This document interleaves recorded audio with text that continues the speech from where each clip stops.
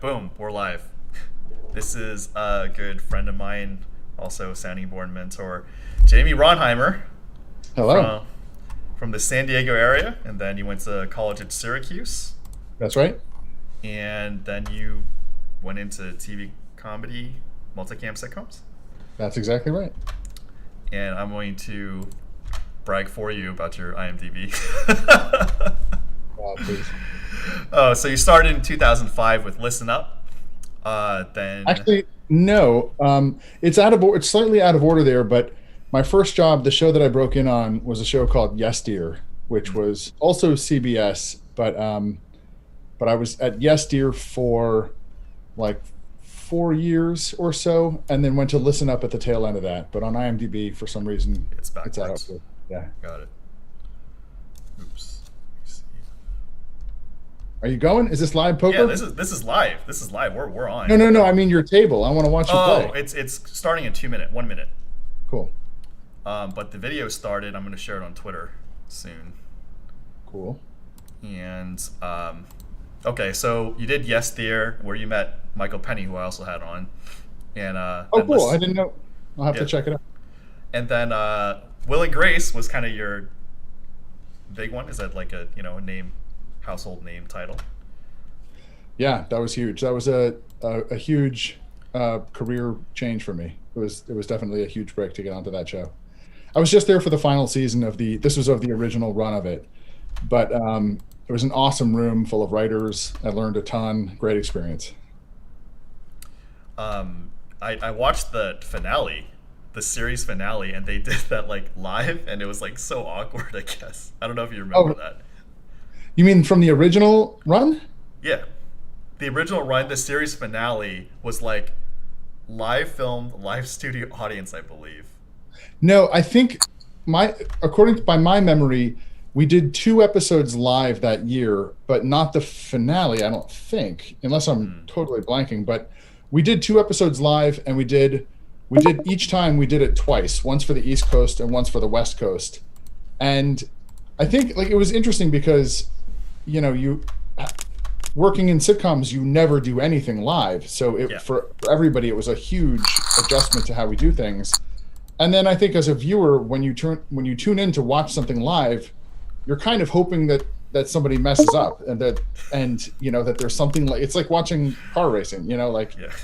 uh and everything went so smoothly both times that the second time we did it live, on the second episode, the live for the West Coast, the guys who created the show, during the commercial break, we were going to go into a scene where either Will or Grace is in a bathroom and opens a medicine cabinet, and like a couple of pill bottles fall out, and the guys who created the show went to the props department and said, "Hey, on this one, make it so that the cabinet doesn't open," just because they wanted something That's to, a they yeah. wanted to see what the actors would do to recover. And so the cabinet didn't open, and everybody started to laugh, but then finally they released something and it opened, and the show went on. But that was the only way to get like something unexpected. But it was a weird experience though, to do something like that live. So the table's open. I texted you my name. So if you go to players and then there's a search, and then you could just say open, type in my name and open table, Okay. and I'll just tell you my hands every time. I know I can read you like a book. You don't even have to tell me your cards, and I could probably call them out. Actually, you want to try that? Just like call out my cards? No, No. you don't want to do that? We can do No, whatever. I'll do. Wait, how do I turn off the sound of mine? Do you know offhand? Oh, You don't want to hear it, please. yeah, I've had problems with this actually. So I guess the top right, the gear, or top left, the gear alert sounds muted. Maybe that works, or gameplay sounds muted. All right, I'll try it.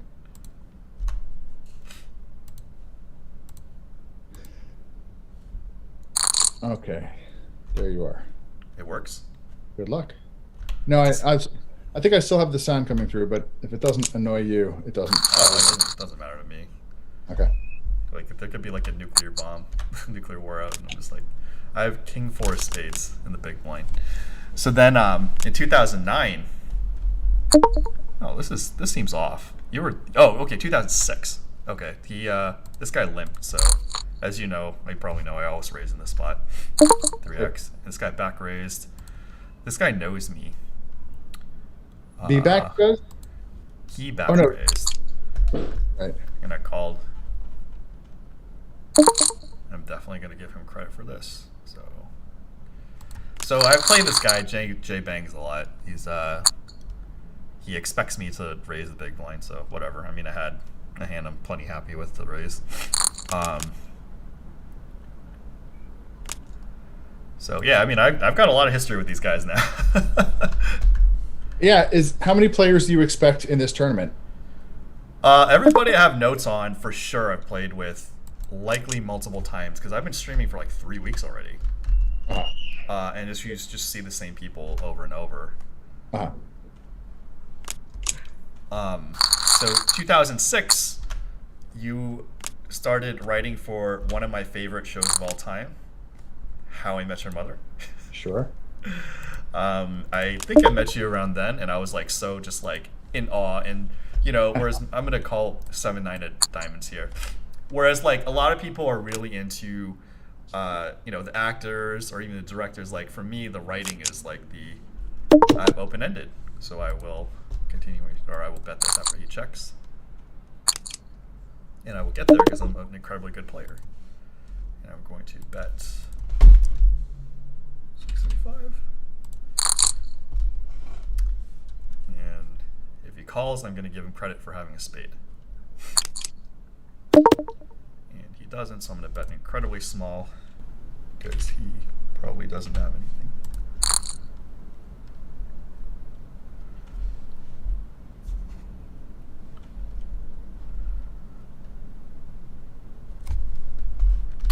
What's up, chat? Nick from Yuma. Yeah, Jamie Rhonheimer wrote for the ranch. What's up, Derek, Sierra Whitener, Gators Rock? Boom, let's get it. Yeah, I have Queen 7 of spades, which is in the medium side of me raising in the cutoff. Huh? Oh, this Jay Bangs. And this Jay Bangs guy is like, whenever I mean, you know this too, whenever you have history with a guy, you always want to be on the guy's left. Because I always think you're punking them and you just basically just have it. Sometimes you do punk them, obviously, but it's always bad to be out of position. Are you worried that anybody's watching this that you're playing against? I'm on a 3-minute 20 second delay. So I find one of the things is like there are a couple streams I did do it live, and then I get to the final table and I'm like, this is not good. So because basically if people know I'm streaming, they can just like pop on my final table or see my cards. Yeah. So of course. 3-minute 20-second delay is pretty much what everybody told me is reasonable. Gotcha. Makes sense. Let's see. So yeah, that was pretty awesome, and I tell the Live at the Bike audience, I'm like, oh yeah, I was on How I Met Your Mother, and they're like, no way, and I'm like, yeah, just check out season 6, episode 2 and 3, yeah. And then I was like, Jamie Rhonheimer, my buddy, got me on the show, and it's an amazing experience, especially if it's one of your favorite shows of all time, and just like, obviously forever thankful of that experience. It was cool to get to know you and know that you were such a fan of the show, especially when I was on it. So we met. Let's see, I joined. That was a poker game that I joined when I was on the show yesteryear. At a party somewhere, I met a guy through a woman who worked in our props department who had a regular home game. It was Michael Lent. I don't know if you remember Michael. I do. Yeah, no, I know all this. What's up, Blue Gen Associates? Yep, I remember all those guys. Yeah. So Michael was friends. Michael brought me into that game, and then a regular in that game was Jim Mercurio, who brought you in, and that's how we sort of got to know each other. And yeah, it always felt good. I think I definitely became convinced that you knew the show better than I did. I'm any show I like, How I Met Your Mother, Entourage, like a lot of the Marvel superhero stuff. Like I could just, you could attest. I have kind of an eidetic memory of like when I like something, and I just watch it, I could just like recite a lot of it. And it got to a point where like I was really disappointed in myself because I was so stressed. Like probably like season 7 or something, I was so stressed out And then after the show, I was kind of disappointed I couldn't recite stuff anymore. I'm like, oh, what happened to me? I'm not a fan anymore. But no, I loved like all the characters, even the minor characters, and it was, I don't know if it's a little funny, trollish, or sometimes annoying if I could just like recite the episodes that you wrote. It's flattering. I mean, you don't, as a writer, you don't really get that feedback. Like the most feedback that you get is just from friends and family who watch the show or who tell stories about people that they know who watch the show. Only once or twice in my career have I gotten like real sincere, like hearing about, like my wife and I were in New York at some point, and we were at a restaurant having lunch, and at the table next to ours, just a bunch of guys were talking about the episode of How I Met Your Mother that had just aired, and it was one that I had written, and it was just like, that sick. was surreal, like, holy shit, like, this really is out there, and and people love it, and it's just so cool. So that was the best feedback I've gotten. Did you say anything to them, or did it would have been too No, weird? it felt a little bit weird, like maybe I should have, maybe I could have, but in the moment it felt a little bit awkward, like, hey, we've been eavesdropping on your conversation, and I wrote that. I 100% assure you they would have loved it, because if they're and I have this issue too, if they're like gushing, like, I have stuff I do too, and I'm kind of like, maybe imposter syndrome, or just like a little embarrassed for the stuff that I didn't do well.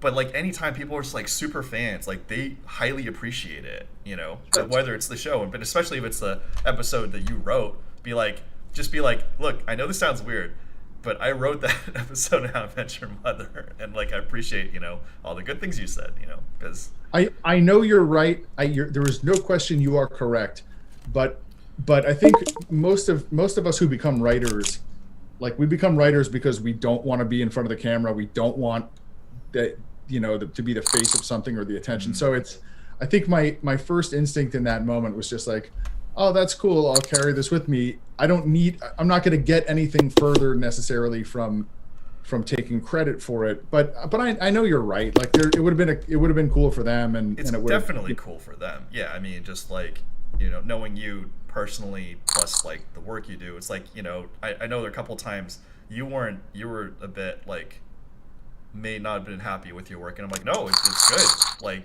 it's like, and I tell you, I'm biased because I'm a fan of the show, but it's true. Like, I really liked a lot of stuff. So thank you.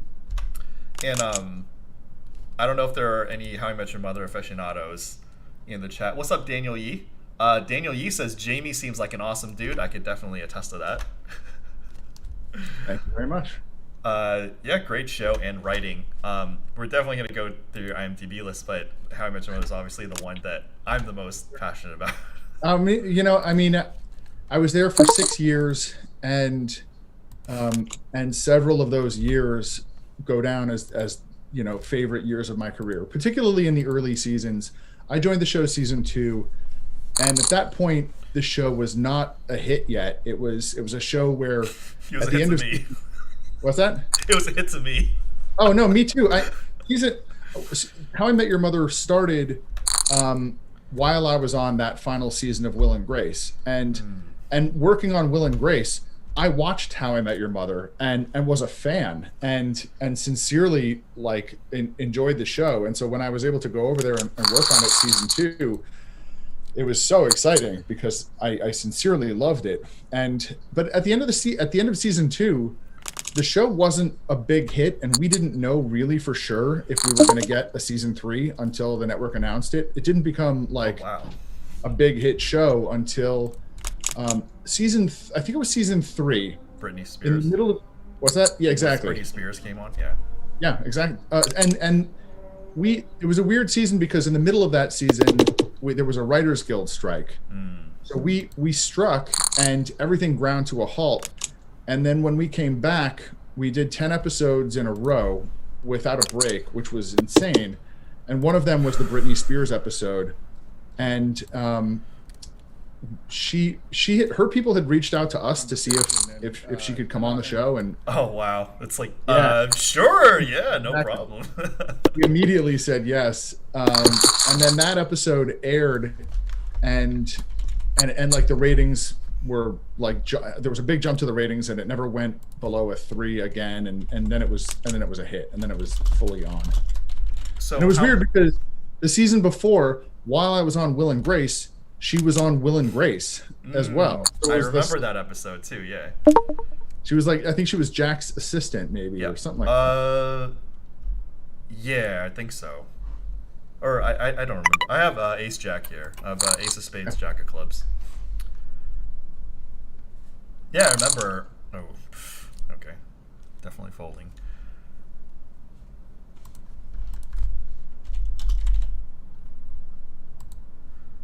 Yeah, you could talk. I just have to, say my hands for the audience. I never want to distract you.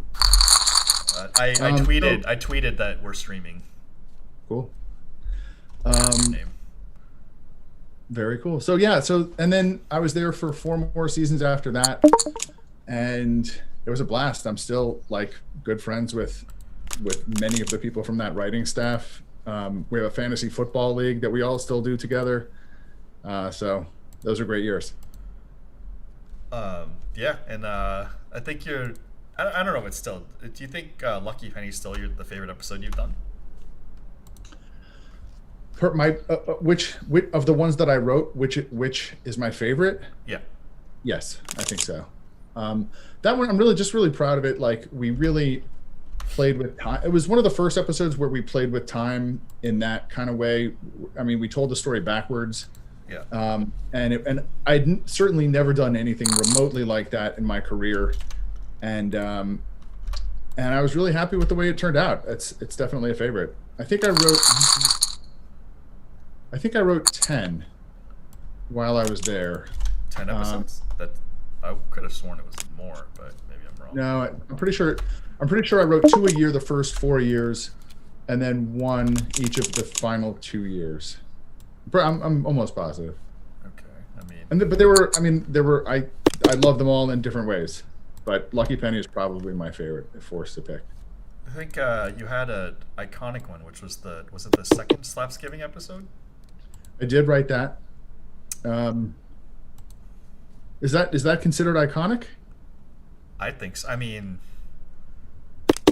I guess in my head, there's always like 10-ish episodes that are like, I guess, the top most memorable, and then there's a cluster of like 50 of them that are just like high. I think Slapsgiving, Lucky Penny are definitely up there. Slapsgiving 2 and Slapsgiving 1. There was one where they were hiding under the table that you wrote, and you had mentioned that one, and it's like that was definitely a good one as well. Yeah, I have to be honest. They run together a little bit in my head for me.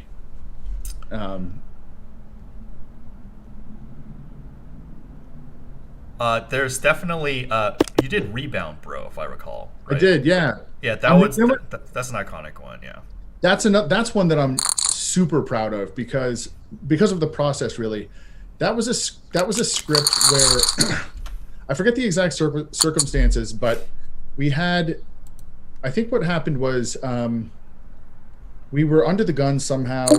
Maybe we got Will Forte at the last minute, but whatever the circumstances were, we needed a script in like 2 days, and I was just coming off of writing a pilot, and I felt like I was really sharp, and I jumped up to volunteer to do it, and in 2 days took it from an outline to like a polished first draft. And that's the fastest work that I've ever done that like really I've been proud of. And then ultimately we took the script, almost exactly what I wrote, to the table read. Usually the process is when a writer turns in a script, the entire staff has a chance to go through it from the top and be rewriting it and polishing it and working on jokes and everything like that. So for me to write a script that quickly and then have it be able to go to the table read basically untouched was just like phenomenal feeling. And Will Forte was so good. Yeah, I'm really proud of that one. I should watch that again. That has a lot of favorite jokes of mine too. I got to check that out again. Yeah, I remember, and I'm disappointed in myself. Like back then, back in the day, I could just like recite just about anything. I do remember Will Forte had the Kleenex up his nose.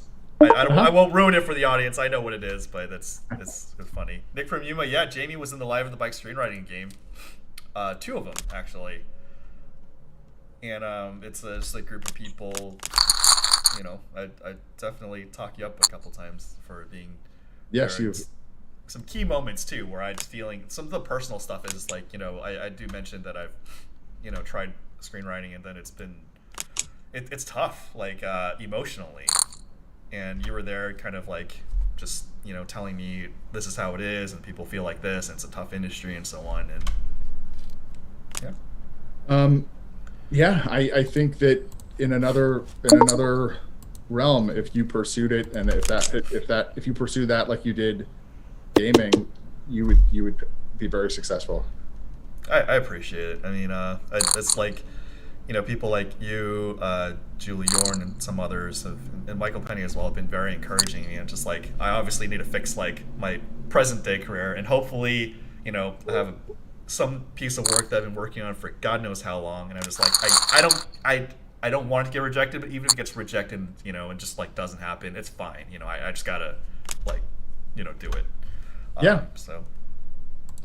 Well, and the hardest part of writing, I think, is finishing drafts of something, and I mean that I think there's honestly a lot of overlap between what makes for a successful poker player and what makes for a successful writer.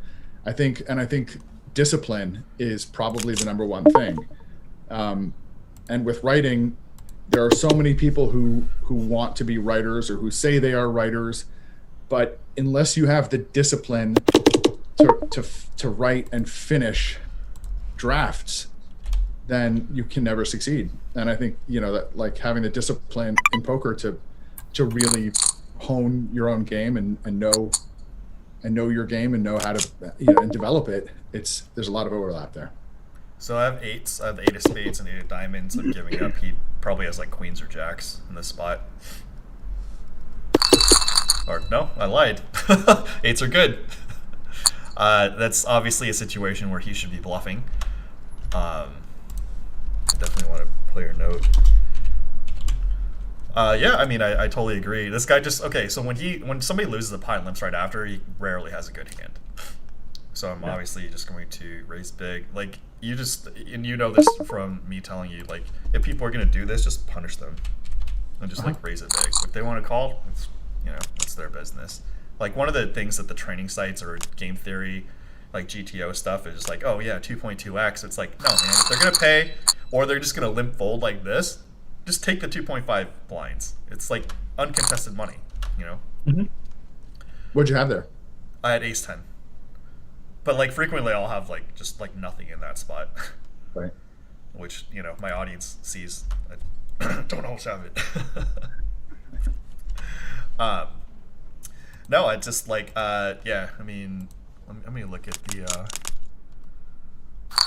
so one of my favorite episodes, which you didn't write, was 3 Days of Snow. I mean, I think that's one of like considered a top 10 one.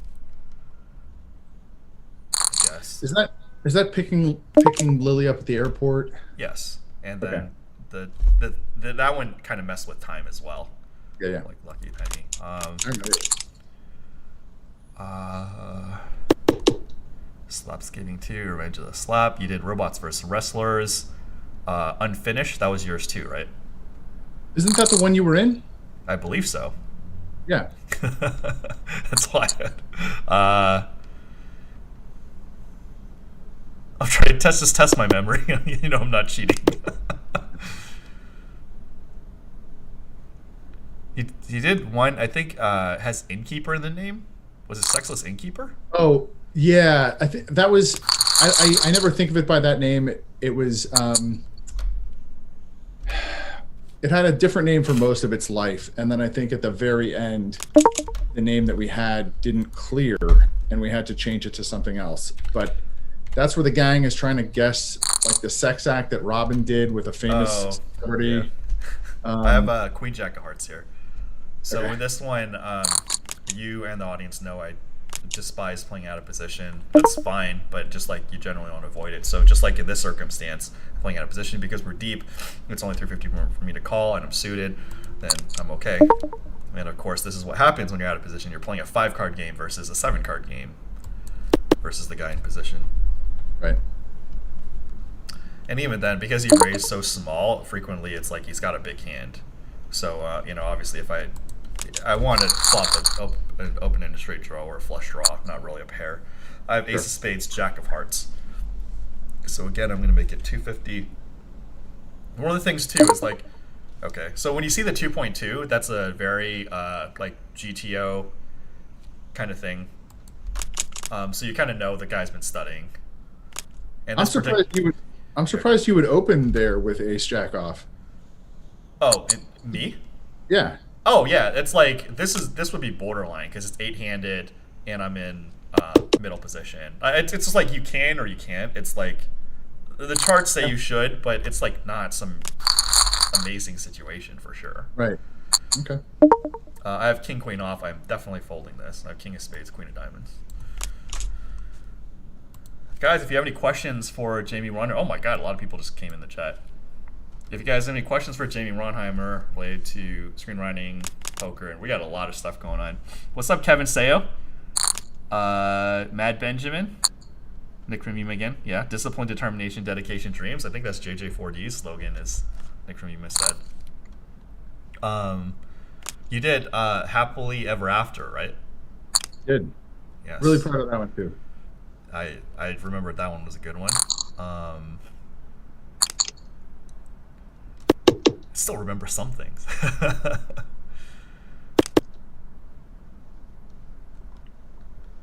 How do you feel at the with your run? With my run How I writing. Met Your Mother. Or yeah, that's well yeah. Let's just do How I Met Your Mother. Like how you feel overall. I have great memories of my time there. After 6 years, it was time for me to find a new home, and I did, and had a chance to develop a show that I really liked. Ultimately, yeah, I mean, if you're in this career, you're so lucky to get once in your career to get a show like that,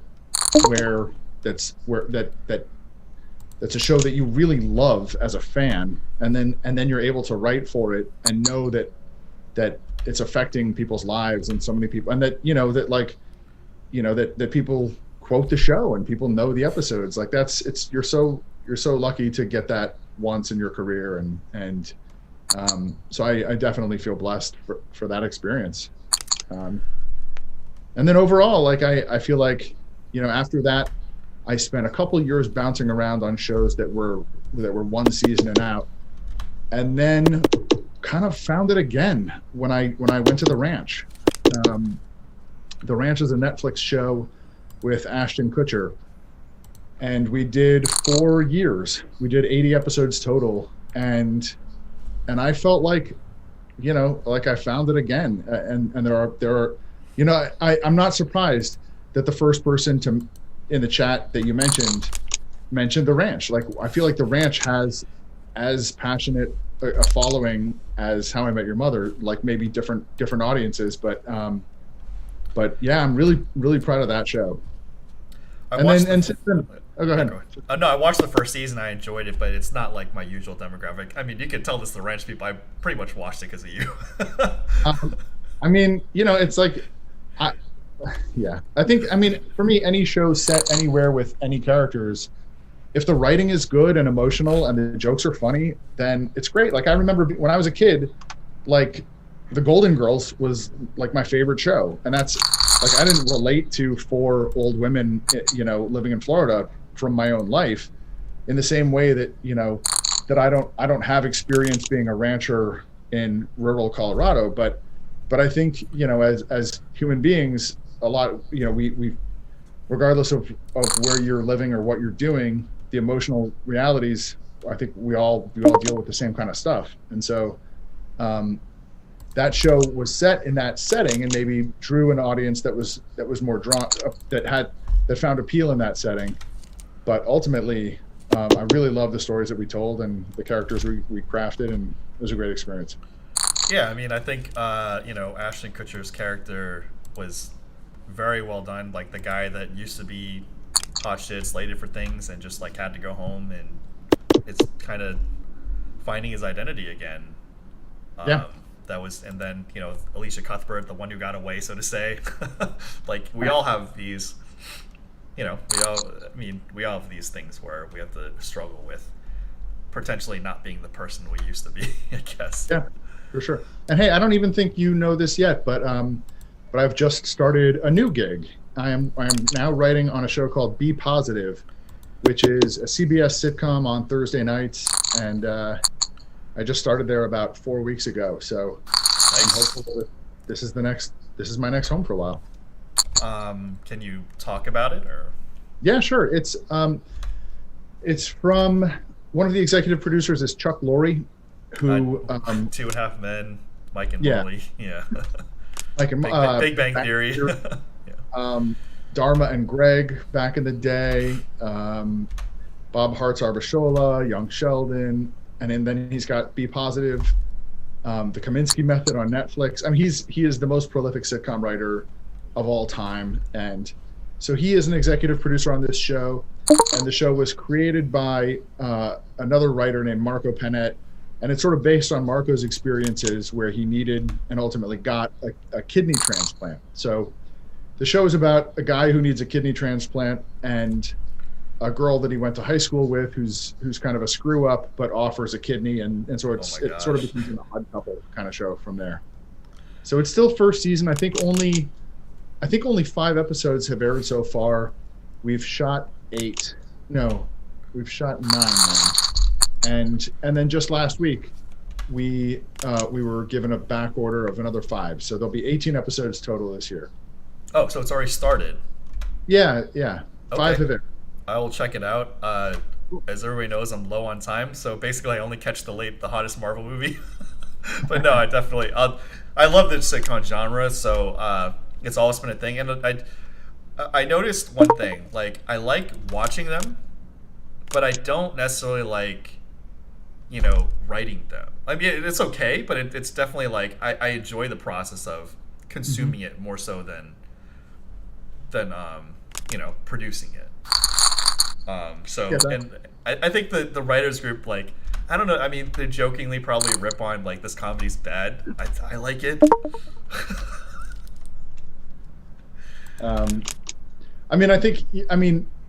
So the group that Wayne's talking about, we play poker in this writers group.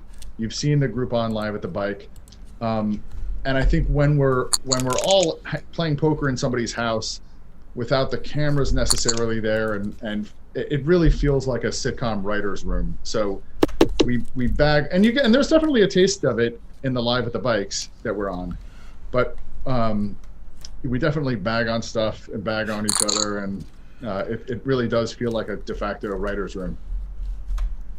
What's up, Kova? LFG. Yeah, congratulations to Kova. You've been doing better in the multi-table tournaments. Yeah, at the ranch. I think I told you too. Some people at the bike were talking about the ranch, and I was like, Cool. "Oh, that's cool." Yeah, I mean, I don't think I said, "Oh yeah, I know one of the writers on there." Is BK on this new show? No, BK is on a show called The Neighborhood, which is Cedric the Entertainer. He went there directly from the ranch. I went from the ranch to I worked on a new Netflix half-hour comedy that is not out yet, starring Jamie Foxx. And so I worked there for 10 episodes, and then just got really lucky in terms of the timing. Right as that was wrapping, this job opportunity came up, and so got a bit lucky there. I just got kicked out of the table, Oh, I'm coming back. yeah, come back. 18 out of 45. You can search for me. So the glam of any industry, poker included,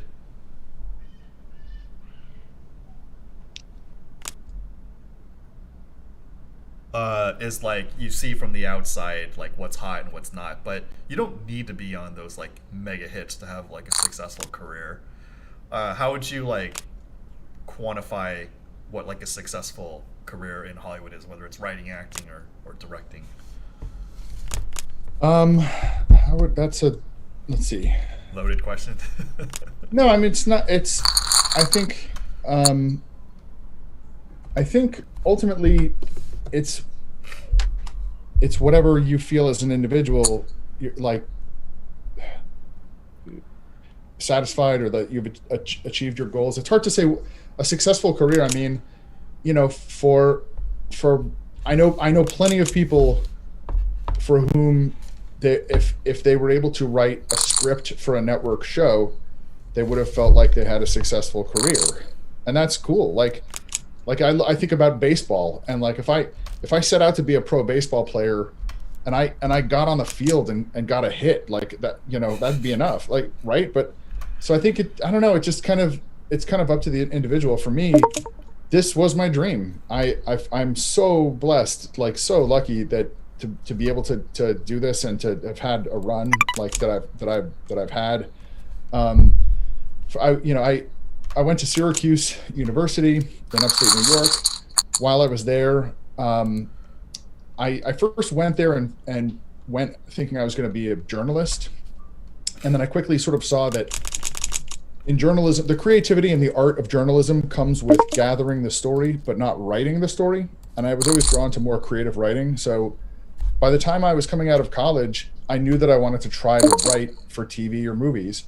I drove out here right after graduation and started as a production assistant, and always had the goal of doing it, but never had any real expectations.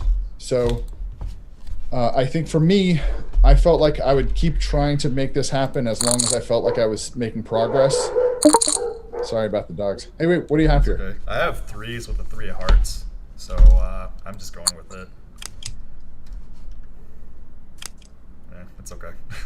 I mean, at that point, I'm just too pot committed. It's so hard for him to have a king and a heart, but he woke up with aces, blind against blind. Right. I'm not giving up my hand. Yeah, you need to run really good in these things, as the audience knows. Like, I've ran really good in the last like 4 streams and just like bricked out of the money. Mm-hmm. But when you get a small stack, all you do is you just fold and just wait for good situations. It's almost like the lesser exciting situations are the ones you learn the most from. Mm-hmm. No, this is ultimate discipline, like just picking your best single shot, basically. So yeah, back to you preferred creative writing over like journalism of Yeah. reporting. Yeah. So I came out here, sort of climbed up through the ranks, and that's what I would say to anybody who wanted to be a sitcom writer. The first thing you absolutely have to do is move to Los Angeles. There is no other place where you can launch a career writing TV, realistically. There's a little bit of stuff that's being done in New York, late night comedy, that kind of stuff. But to really give yourself the best shot, you've got to be in LA. And then you kind of to me, the best way is the way that I went, and I know so many people who went the same way, which is get a job entry level on a show of any kind. Production assistant is the job, and you're basically a gopher. You're running around. You're doing whatever is asked of you, but you get to know how production works, and you get to know people, and ultimately, if you're good and you kind of have your wits about you, and you've demonstrated that you have a little bit of potential, people will always sort of look out for you. And there's this old adage that Hollywood is all about who you know. But my experience is that's a good thing, because you get to know people by working hard and developing a reputation for yourself, and then people will want to look out for you and bring you along to their next thing. So there are certainly people who get their first break because they have a family member in the business or something like that, and that's fine. You have to overcome that, or you kind of have to learn to not let that bother you, because at the end of the day, your career will have longevity and job security if you develop a great reputation for yourself about your work, and that's what it boils down to. I have ace of clubs, jack of hearts, definitely not folding. Oof. Okay, I might be out, and I'm going to have to stream cash games for a bit. I had a lot of outs with the pair boards to chop, but it's okay. Oh. I'm going to... The next tournaments are at 6 p.m., so I'm just going to stream cash.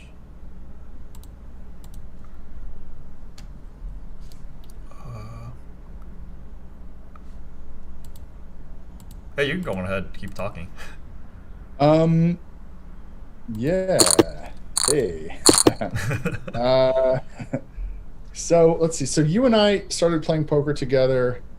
It's been 15 years or so.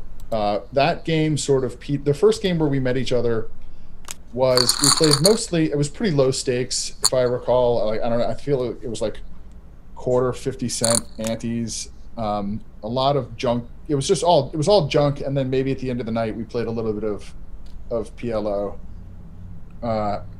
So the table I'm at is Atlantic City and cash games. Is it still SC? Yeah, it's SC. Go to Ring Games, and then it's 2.55.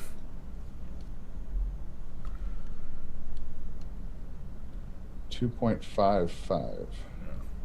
Where am I seeing that? It should be under No Limit Hold'em, cash games. Do you see? Fine. Are you under Ring Games? Yeah.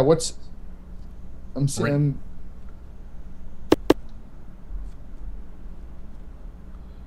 Ring Games, Hold'em, No Limit. Yeah, and then I think it should be medium stakes. Yeah, it should be SC 2.55. You might have to unhide full tables. Okay, I see it. Concord? No, it's Atlantic City. You might have to unhide full tables, the check mark. Okay. Yep, now I got it. Okay. Yep, there you are. Okay, yeah, go on. So I mean, I've always loved poker. I think the first time I played poker was, so you mentioned that I'm from San Diego. I lived in San Diego until I was 12, and then my family moved to Colorado. And we moved in maybe 1987 or so. In 1989, Colorado legalized gambling in a town called Black Hawk. I'm familiar with that place, yeah. Oh, are you? Well, I mean, I know there's a casino there. They have a legendary 30-60 limit game there. Okay, yeah. Interesting. I mean, I don't know anything about what it's like now. I literally haven't been there in 25 years probably. But when I was in high school, like my senior year, some buddies and I went and like knew nothing, had no idea what we were doing, but went to you would drive to the casino there and sit at a No Limit Hold'em table. And I remember really, really pissing people off who knew what they were doing, and I had no idea what I was doing. But I would stay in hands where I clearly should have been out, and then river, miracle card, and but I loved it. And then so I didn't play much in college. Then played in the game where you and I met. That was a blast. That game kind of started to die. People moved away. People had kids. And then I worked on, right after How I Met Your Mother, the show that I went to was called Animal Practice, which was on NBC. And there I met Dave Bickel. Dave Bickel was a great writer there. He's become a very close friend. And he was kind of in a similar situation where he was in a regular poker game that had kind of died out. So he and I sort of put together the people from our games who were still interested in playing. And it turned out it was mostly writers at that point. I think that we raised the stakes a little bit. We focused it entirely on No Limit Hold'em, and that's the game that we're still playing today. So that's been about 10 years, I guess, 8 to 10 years, somewhere in there. So, this pandemic has been really brutal in terms of poker, in terms of like in terms of the social aspect of getting together and playing live.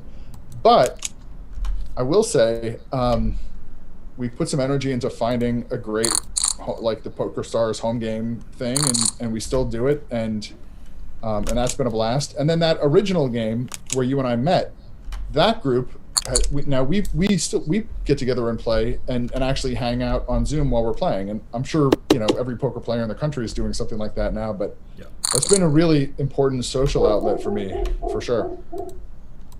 So I have a question from Mad Benjamin. When writing for television, how important is it to know who the actors is slash are, i.e., do you write for the character or shade it for the actor?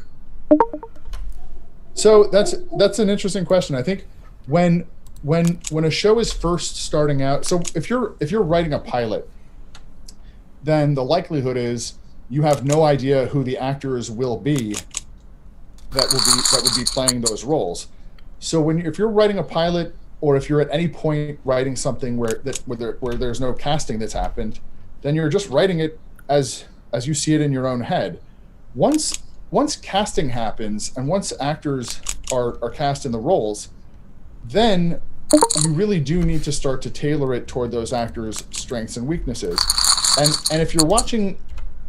when you're watching a sitcom on TV, like, it's so hard for a sitcom to be good in its first season because it takes time for the writers to understand what the actors are good at, and for the actors to sort of settle into to the roles. That's why, like, I mean, if you watch the first season of Everybody Loves Raymond, it's not the same show. They didn't have it. They didn't have their stride. And Seinfeld, I mean, Cheers, like so many shows, the best shows, it really takes time to sort of figure out the show. And in fact, Barney, like, if you read the pilot of How I Met Your Mother, Barney's a slob. Like, he's like nothing like Neil Patrick Harris. And when they had a chance to cast Neil Patrick Harris, it was like, oh, interesting. Like, maybe we go against type here. Let's see what we've got. And then Neil is so talented. Like, he's one of the most talented actors I've ever worked with. That, you know, he brings so much to the process that makes it easier to find what his character is right away. And so even though it was against type, he found it, we found it, they found it. I wasn't there yet, and it just worked. But it's hard. I think if you're not creating a show, or, you know, if you're working on something where the actors have been cast, like, you're always kind of listening. So, like, you'll have a table read, or you'll see rehearsals, or you'll see something shot, and something that an actor does, like the miracle of sitcoms, and what makes the best actors the best is when they can get a laugh on something that we as writers didn't necessarily think was a laugh. And, you know, if they can, when an actor can make something funny where you didn't even think there was a laugh there, that's the miracle. And so I think when you're working on a show, you're always listening to see what are the actors getting laughs on, A, at all, and B, maybe that I didn't think there was something there. And then you start to write toward that. And that's when you start to get to like, you know, on one level, on like Family Matters, like, Urkel's not in the pilot. Urkel was a guest star who came in like the second or third episode and just scored and just kept scoring. And they were like, all right, like, they adjusted the entire show. They took the entire show a different direction around what was working for them. And every sitcom goes through a similar kind of process, maybe not that dramatic, but where you have to adjust to what you're seeing is working. One thing that's always a struggle with me and my friends is that, you know, you've had stuff that you worked on that didn't pan out, and you'd have stuff that did pan out. But as the person working on the stuff, I don't know about you, but I always tend to like think about the stuff that didn't work out, whereas like the outside world kind of like looks at what does work out. Mm-hmm. Do you have that? Yeah, I mean, I think that's like poker. You remember the hands that hurt the most more than the hands that where you won the most. I think, you know, it's there's all, like, anytime you write something that doesn't go, you definitely are left with a sense of what if, and your imagination could create anything. You know, if you write something and pour your heart and soul into it, and especially if you don't feel like it got its day in court, or it didn't go for some reason that felt arbitrary or out of your control somehow, you definitely wonder what if, and you could, you might feel like I know that I could have done 100 episodes of that show. So that's tough. You definitely, those stick with you for sure. Yeah, definitely. Like, yeah, I mean, there's a lot of what ifs. I feel like I'm like 80% plus at peace with what I am doing or have been doing, and kind of like, if I'm just like, okay, if my career basically ended here and everything I'm doing, I want more, but what's going on now is plenty fine. Like, I couldn't, like, there were times when I was younger and I was super arrogant and I wanted, this, that, and stuff like that. I'm like, get older, you're like, yeah, it's fine. I'm good. I'm good. I've had some bad times, so I'm definitely good with this. I mean, I think that's natural of human beings as you get older. As you get older, your priorities change and you see things differently. And I mean, especially for you, had so much success at such a young age that, that's a tough trajectory. Like, for me, I know that I've definitely evolved in my way of thinking from, I want to create hit show after hit show and this and that. And now it's like I'm working, like I get to do a job that I do my dream job every day. I provide for my family and I like I don't like the best place to be, and I've been there a couple times, is where you don't really care if it's a weekday or the weekend, because either way, like, it's cool. You're having fun. You don't like, just like finding a way to be happy and at peace through it all. And I think that definitely comes with age, and that's been a long journey for me to get here. I have King Queen of Spades.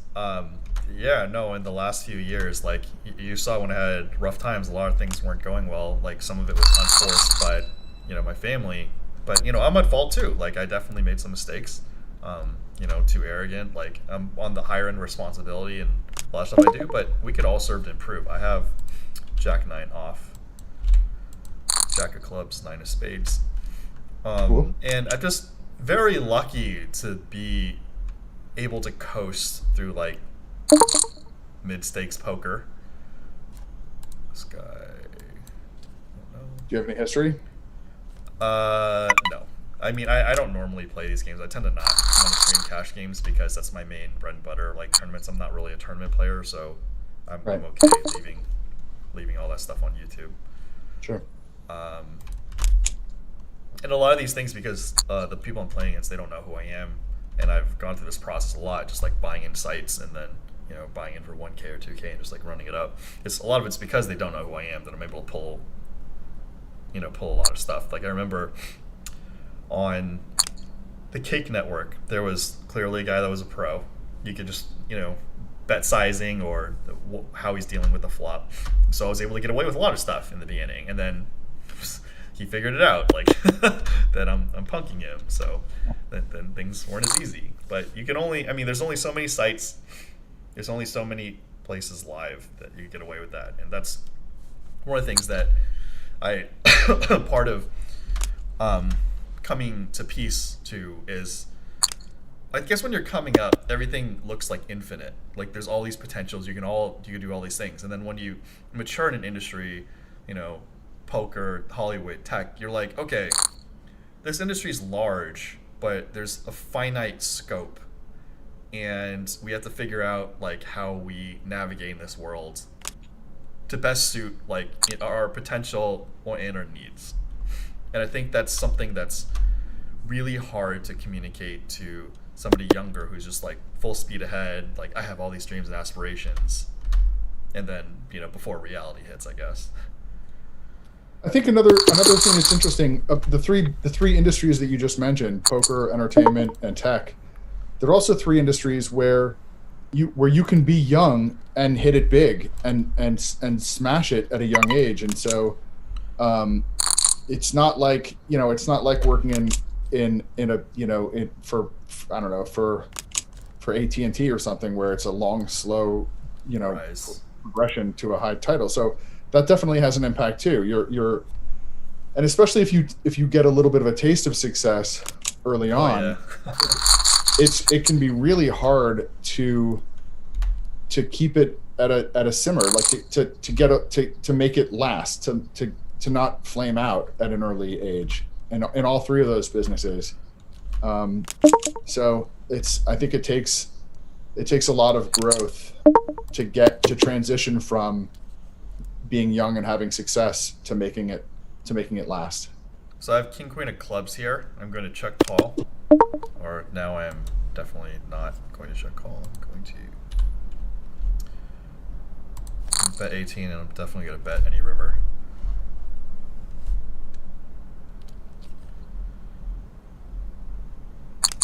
I'm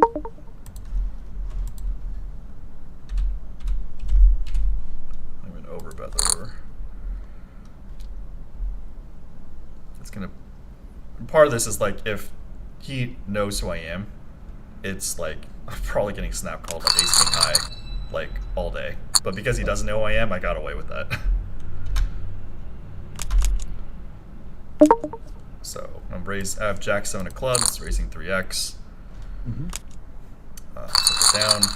But yeah, I mean, that's a lot of things where people don't realize too with poker. It's like the more playing on television, or when people know who you are, you're just giving away information. It's really hard to navigate through that career anymore when you're giving away information about your play, which everything you keep hidden is advantageous to you.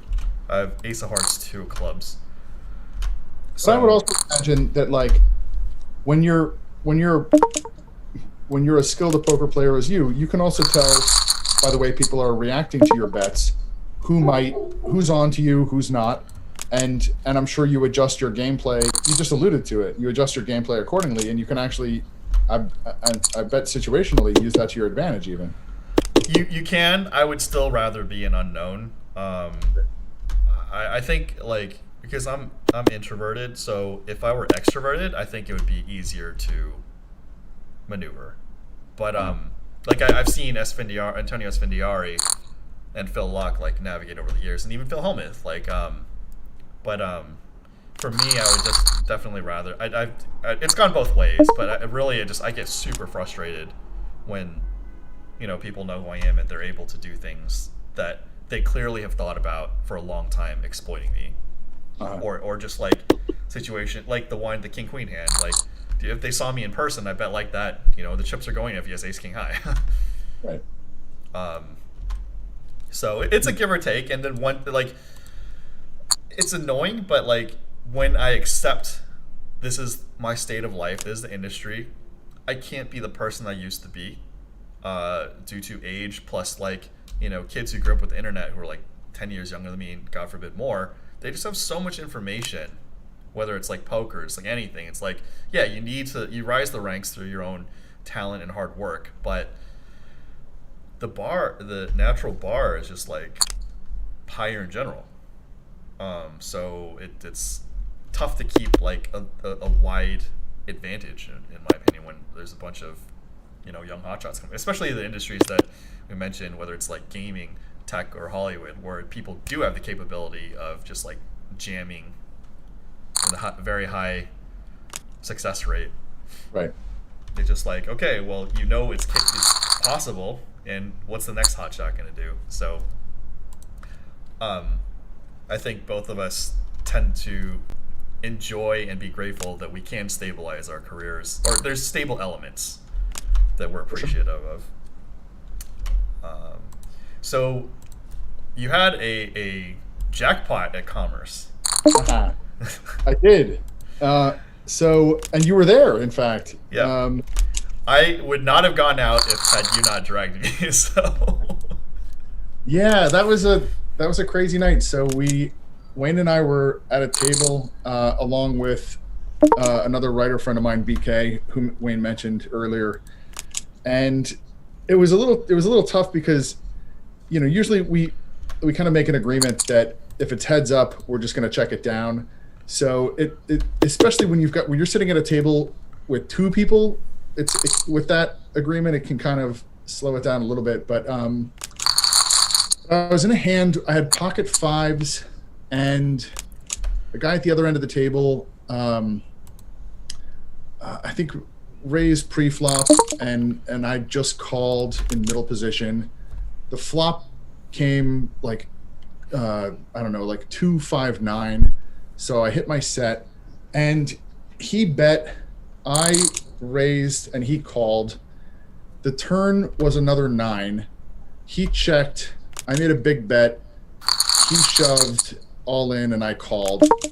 And he said, "Not this time, my friend," something like that. Like, Yeah. and turned over pocket 9s. So he had quads and had 5s full of 9s. And at this point, all I'm thinking about is, like, this is brutal. Like, this is like a $600 pot. Like, it's so brutal. And I'm not even paying attention to the dealer. And the dealer deals the river the case 5. And so I've just lost quads over quads, and people start going crazy. And then people are like, "Jackpot, oh my God, jackpot." And then somebody's like, "Wait a minute, this is the super jackpot." And I was like, "What? Wait, what?" And the next thing I know, like, I had won a very, very substantial amount of money. It took the sting off of losing a $600 pot. And then the wild thing is, like, I didn't know any of this, but the way it works at Commerce is your choice is basically you can leave the money there in an account and then come back and draw on it whenever you want. Or if you want to cash it out, they don't write you a check. They give it to you in cash. And also they don't care, like, they don't care what happens to you the second you walk away from the cage. So ultimately, I didn't want to leave the money there. I wanted to take it out, but it forced me to leave with like a substantial amount of money in a manila envelope tucked into my waistband. I had I gave the security guard like a nice tip to walk me to my car, but trust me, like, the entire drive home, I was like focused on the rearview mirror. Like, am I being followed? Like, because that's real. That's reality. Yeah. Oh, for sure. And like when the jackpot hit, every eye in the casino is looking at our table and is looking at who just won this big chunk of money. So, and then the next day, it was funny. Like, I went to the bank, and by this point, I had transferred it to a briefcase. But it's like stacks of money, and I went to the teller, when I walked in, there's like somebody who greets you at the bank, and I said to the guy, "Hey, listen, I need to make a pretty large deposit of cash. Like, is there like a special teller I can see?" "No, just stand in line." So I'm standing in line, and like, and finally I get to the front, and I'm like, "Hi, I need to make a very large deposit." And she's like, "Oh, you just put it out." And so I started putting like the stacks of money out. And they're like, "Oh, and yeah." It was like I was a drug dealer. Like, all the tellers were like, "Where did this guy get all this cash? Like, what the hell is this?"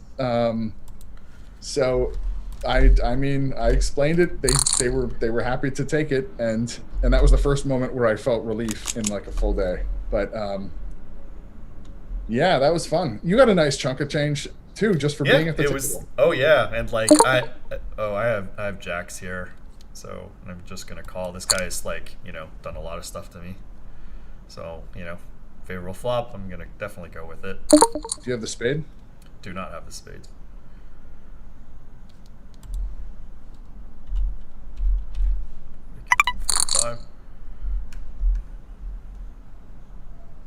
I just like, this is the brutal thing why I don't like Hold'em anymore. It's just like, he screwed around enough with me. He deserves to get paid here. So. And again, if he gets a spade or an ace, I'm out. But people have gotten proficient enough at Hold'em. It's just so, like, the other games are just so much more fun and easier. I understand. Yeah, he's lucky faded. That's a coin flip. But the thing is, like, this guy's, 3 bet, ace success. Like, he's just recognized people's patterns and just like, okay, this guy's like, I have king queen off. If somebody's a pro, you're just like, okay, we just gotta stick the chips in. Right. I as you know, if I'm gonna play poker on my own accord, it better be for a social reason, or else you just pay me, pay me to show up, pay me to compensate, pay me whatever. It's just such a luxury, situation, and I a lot of the high stakes players, they're glad that I'm in the booth versus some other people, because like I have Jack 8 off, I have Jack of Hearts, 8 of clubs, min raise, definitely gonna call. Yeah, because I'm gonna authentically do something. I'm very discouraging of people who do the poker career. That being said, I don't get much viewership because of the brutal honesty. I mean, I think it seems like you're building really well. Yeah, I mean, like one of the things, like after I became an owner of Live the Bike like a year ago, one of the tough things was there was some stuff in the back end I wasn't happy with the stability, so I had to do that. In the meantime, I haven't really played on the show for like years, so I've been scheduled to play on, but then the demand is so high, I have to boot myself all the time, and then there's like 3 times I booted myself from midstream because there's a guy I'm like, well, we want to see him play, or they're VIP, so to say. So, so this is why I just started streaming. I'm glad that people are tuning in, and the audience has seen I definitely do some things that aren't necessarily documented in the poker world. And I'll just have compilations, and I'm glad to have like guests like you and some others that we just talk things through. I have Queen of Spades and 9 of Clubs. Yeah, it's just entertaining, and like the audience has expressed that they really like these things, so I'll just leave them up in full form on my YouTube, and then clips of the interesting hands and put them on, the Live of the Bike. Mm-hmm. 3. So as you can see, like this is 2.55 online, and it's like super competitive. These guys are just like they're not making it easy. So I just don't want to play for my life anymore. Right. I've been in some private games during quarantine because I did have a little bit of a chip on my shoulder, but that was well assuaged after these private games, and just the landscapes just changed so much in the sense that like, pros and super pros are just not allowed in these like environments. So yeah, I mean, just like I can't rely on this anymore. So while I have not made as much in my peak hourly path, like that era is over, I just have to accept it, and I'm just be thankful that I could even transfer my experiences. Mad Benjamin said Neil Patrick Harris had a great role in Law and Order: Criminal Intent. That was just mind blowing. I didn't see it. One of the things, like, you haven't been a developing person in Hollywood for a while because you actually have gigs. When you're coming up, or when you're dealing with peers and stuff, and I don't know if this was your experience, because you hit it big like really quickly. Like it's tough to find a match of like sounding boards and like people that have similar interests, because there's so many genres, everyone has different tastes, and it's hard to like, you want to be friendly with people, but at the same time like it's hard to, I don't know, it just like you jive with so few people. Mm-hmm. I think there are lots of different experiences that you can have when you're coming up, and for me personally, I always knew really specifically that what I wanted to do was half-hour comedy, sitcoms, and so once I found a community of people whose tastes were the same as that, it was really great and helpful, and I always had people to bounce stuff off of, and if you're writing sitcoms, you're bound by a pretty tight set of rules and like a sensibility. So I was lucky to find a community of people where I had, where I always had different places to send material, where friends would give me honest feedback and I would do the same. I think it's tougher if you're trying to break in from outside, then finding a group like that can be really difficult. It almost takes like, some people come up like I did, work like through the ranks as a production assistant working on shows. Other people come up like doing improv, like UCB and Groundlings and all, you know, the improv places. And if you're doing that stuff, you can probably find a similar community of people who will give you feedback coming from the same kind of place. But it's if you're coming up like trying to be a feature writer, that's a much lonelier process, because for that you're just sitting at home writing. And so, you know, I don't know how you met Jim Mercurio originally, but once you met him, he at least provided you sort of an entry into that world, and ultimately you met me, you met Mike Penny, you started, and then, you know, others in that game were also working in entertainment. And certainly now, if you were actively writing scripts and wanting feedback and developing stuff, now you have a community of people directly in that world. Oh yeah, very fortunate. I have pocket fours here: 4 of spades, 4 hearts. The check call pretty much after the 8 of spades comes out, I'm just done. I hope for a 5, and even then, I mean, guy's probably not going to fold 2 pair in this spot, so I'm just done with the hand. He has 2 pair, if not 2 pair straight. So.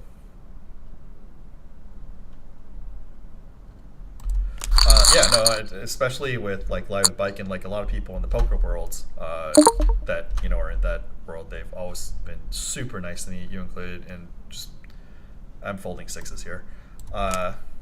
Just yeah, the door's always open, but like, you know, I gotta perform. I gotta get something out there. But you play in the World Series? A couple times, not the main event, but the past couple years, I've, at least pre-COVID, I've tried to go to Vegas at least once during the World Series and play in a tournament or two. Haven't had any kind of result, but playing some of the smaller tournaments that are happening at the same time, I've had some good results, and it's just fun. I love it. I definitely like enjoy it and wanna improve and wanna start to get some results. Mad Benjamin says Jamie got to work with Kate Walsh. That rocks. Who's Kate Walsh? Kate Walsh is the star of Bad Judge, which was after How I Met Your Mother. I went to Animal Practice, then a show called Bad Teacher, and then a show called Bad Judge. And Kate was the star of Bad Judge. Prior to that, she was on what was it, Grey's Anatomy? I should know this off the top of my head. She was on an iconic hour-long, I think it was Grey's Anatomy, and then star of Bad Judge, and she's phenomenal. Man, these like 2.55s more competitive than the 5100s back in the day. Did you leave? Are you still at the same table? I got yeah, I'm still in. It's at Atlantic City. I'm winning, but just like these tables are literally tougher than this 2.55 is tougher than the 5100 tables back in the day. Like I think I should win, but like, you know, it's for a fraction of what used to go. And also, they don't know who I am. I'm getting away with a lot of stuff if they knew who I was. Then. How often do you change your screen name just to mask who you are? Well, I'm not going to have an online career anymore. I don't know if you know what real-time assistance is. We talked about that. So, you know, back in the day, there was software, which was HUDs, the heads-up displays, where you could have stats on the players and you could tweak your own game. So real-time assistance is a step past that. And the Dana Negreanu versus Doug Polk challenge is going on now. They agreed to no real-time assistance and actually no HUDs. So real-time assistance, like the HUD evolves as you're playing your opponents and gives you like the game theory, you know, what game theory jurisdicts and potential exploitative moves. So it's just like, I was ahead of my time in like, you know, 2005, maybe 2010, and I just like kind of stopped, you know, working at it, I guess. But are you concerned that you're playing against players who are using those tools right now? No. So I have pocket eights. Global Poker does not allow real-time assistance. They don't have HUDs. They don't have real-time assistance. Of course, you could always custom, you know, build, you know, software. But it's just not worth it if there's like not enough money, because the biggest game here is like 2040 or 1020.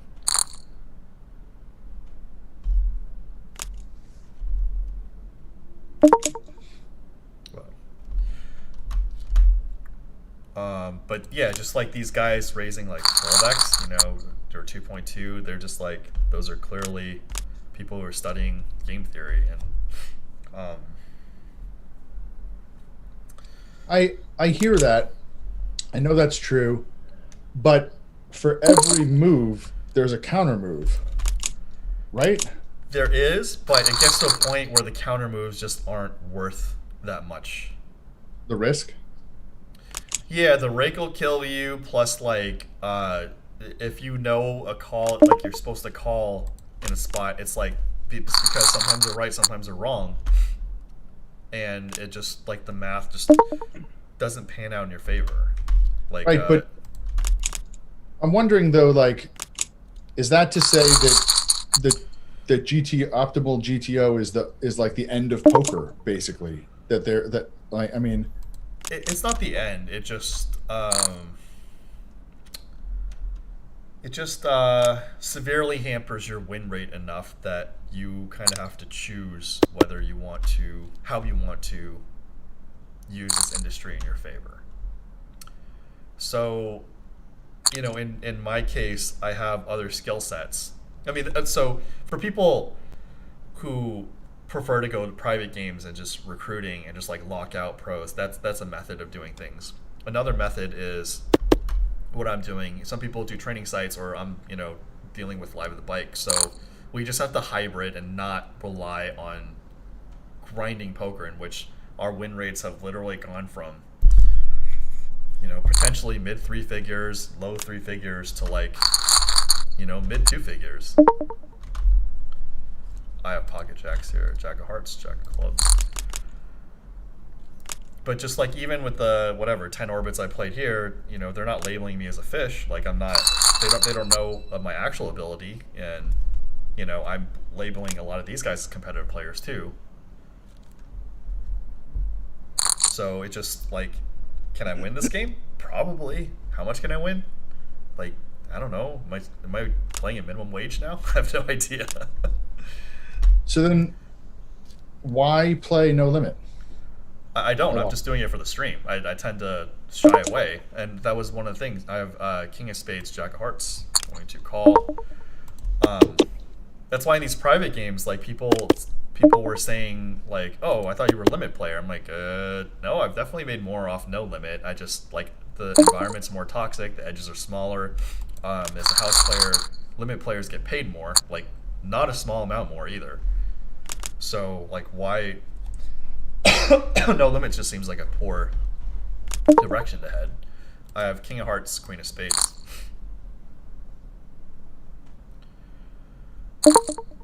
And yeah, I mean, these are just like these blind versus blind things are. I'm just gonna call.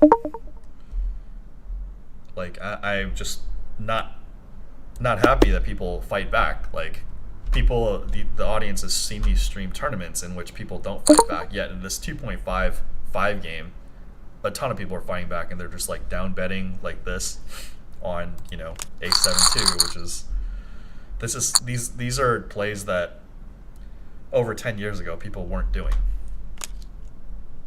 So it's like the writing's on the wall. How was it playing on Live at the Bike, the Hollywood Rider game? It was a blast. It was fun. It was particularly fun to then go back and watch the broadcast and see what everybody was playing. Like that was definitely educational, informative. I think I played okay. There were a couple plays that I made. You played well. You crushed Cousin Gary hard. Like if I were Cousin Gary, I would just like never ever want to talk to you ever again. I mean, he is. I know him. I know him very well, and I think it's his turn to make an adjustment. And if there's a couple easy adjustments that he could make, and make a lot of money from me probably. But until he does, I'm going to taking advantage of the plays that I recognize. So you Um, saw one on the broadcast for sure. yeah, I don't want to throw you under the bus, so to say, because like I feel like you do have like I have pocket fives, five of clubs, five of hearts. You do have like live reads on people. I don't know what you want to throw you under the bus, so you could decline to comment if you want. Oh, specifically on Cousin Gary? I think you have a good grip on everybody. Or I just like I think I mentioned mentioned this just watching from a third person point of view. I feel like you have a better grip on the group than they have on you. Uh, Thank you. I think that's. I think look, it's a constant state of adjustments, and I think there are definitely skilled players in the Tuesday night game, and but if I'm playing, like I said earlier, like for me, it's discipline. It's not splashing around. It's playing it's playing a tight range and playing it aggressively, and it's very basic poker stuff, but like it's a double-edged sword, because when we're playing and I'm with this group, like it's fun, and usually I haven't played in a while, and like you want to splash around, you want to see you want to talk shit, and like, but if you want to win, you have to keep it tight. And so for me, discipline is definitely the key in the Tuesday night game. I think also guys are doing a better job of recognizing things, and just recently I've sort of meditated on where I am getting exploited and what's the counter move to that. And I think like last night I finished second in the tournament. I definitely felt like I played well, and a lot of it was maybe checking in a situation where I would normally just continue, and then having an opportunity on the turn to come out big, and then the other guy has no idea what I have at that point. Like stuff that's I'm sure very fundamental for you, but for me, I don't have aspirations to make a living off of poker. For me, I see poker like golf. Like a lot of guys look at golf and they love to play golf, and they want to travel around the world and play golf at different courses, and they take some golf lessons, and they want to develop their game, but it's so that they can be a good club golfer. And like that's how poker is for me. This is not for me. This is purely fun. I am never gonna win or lose enough money that it's gonna make a difference in my life. It's mostly a chance to have something that's recreational with my friends. But I want to be better than everybody else. I want to so it's really, but I enjoy the process of learning and making adjustments and seeing my adjustments pay off on the field. And that's what it boils down to. I get that the satisfaction. If I have a night where I lose a couple $100, but I feel like I played really well, then I feel great. And likewise, if I have a night where I make a couple $100, but I made stupid plays and got bailed out by the cards, then I don't feel good. And that's like, that's a luxury to be able to play poker that way. But I just want to play well and develop my game, and that's really satisfying for me. Yeah, I mean, like, there's always you want to be like the alpha dog in your group. Sure. It's an ego thing, yeah. But Sure. yeah, but just like with all the shit talk, like it's for sure. Like, you for sure. I mean, it's funny because like again, like when I was watching the live of the bike games, I'm like, oh man, especially Cousin Gary, but some other people are like, oh, Jamie just completely wrecked these guys. I would not want to watch this thing. Or you guys aren't playing for your lives, so Right. It's probably some friendly rivalry, but still. Yeah, and it's like we are a group of friends. We support each other in our careers. Like I would never want anybody to get hurt in these games. Like I would never want anybody to be losing so much that it actually had any effect on their life. Like we're friends. It's not like that. And I think over the years, occasionally somebody brings in somebody to the game whose attitude is not like that, whose attitude is like trying to make money off of us, and we all know it right away. And that's a person who, like, we all adjust our play around, and they're not invited back. That's not the spirit of the game. This is home game poker. It's we're not looking. It's not like you reckon when Ed Norton and Matt Damon come in, you kind of know it. So. Lujan Associates asked, Wayne, is PLO easier than No Limit at similar stakes in global? Yes, but PLO is a much more complicated game, and I've underestimated the difficulty of PLO. Because, people should really just beat No Limit Hold'em first, because there's so much information, there's so much televised poker, like 15 plus years of televised poker. If you can't beat No Limit Hold'em, probably don't play poker for a living. These alternate games are kind of like, after you've studied, you beat the game. If you're beating it for like $10 an hour, $20 an hour, you find out you have talent in these other games. There was a good example of Thallow recently. He's he loves PLO. So if you're passionate about it, you're okay with the gambling, then by all means, take that route. But I definitely have been far more conservative about my assertions of whether people should be doing this or which direction to go. It's like you just don't know until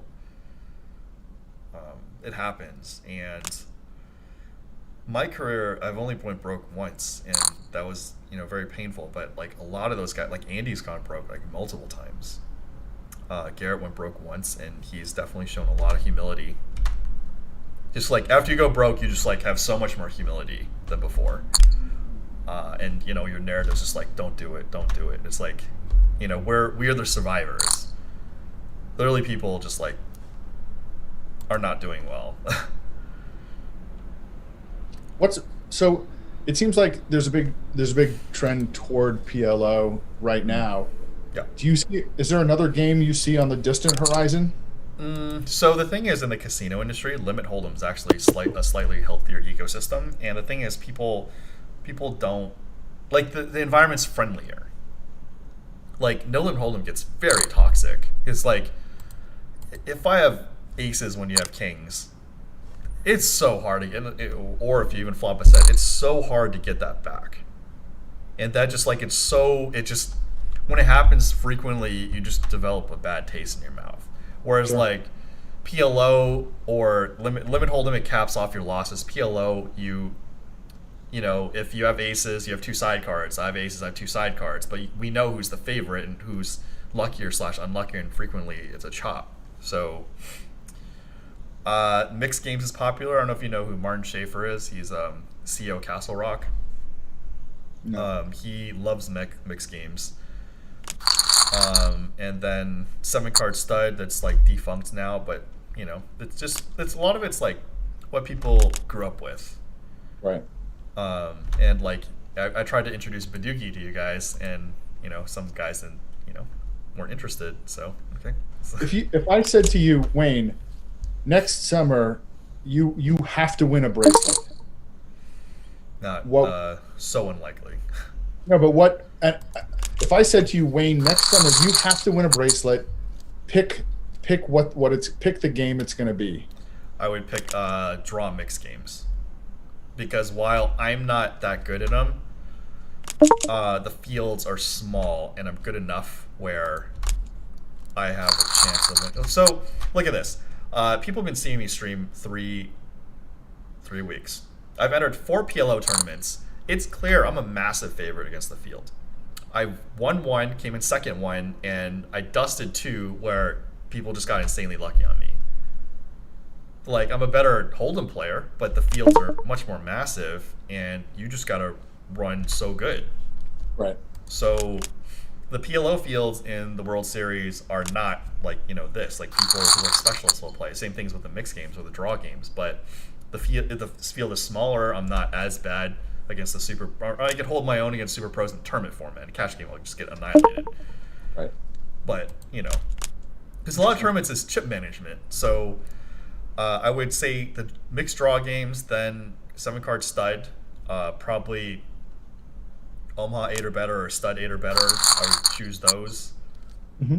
Hold'em would, even though they're more. If you had me choose like 5 events, I would head towards that direction, even though there's like 20 times more Hold'em events. Very interesting. Did you change your view on TV players after you played on camera?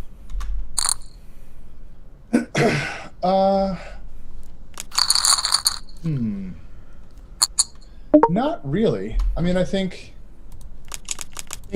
TV players, if you're a TV pro and you're consistently on TV, I certainly respect the degree to which you have to be evolving your game based on the amount of information that you're putting out there. So I think I had but I felt like I always had a sense of that. No, it just felt like, I mean, maybe it's because it was the same group that I always play with. It felt really comfortable, and both times. It's a fun experience. I mean, I think the biggest takeaway for me was personal, just in terms of being able to see everybody's whole cards in every situation. Like there's a ton of information for any of us to then carry into the home game the next time we're playing in somebody's house. PS3 Shakes 123. Do you believe G-Man was really broke? Yes, because I've been there too. And Garrett went broke much earlier before me.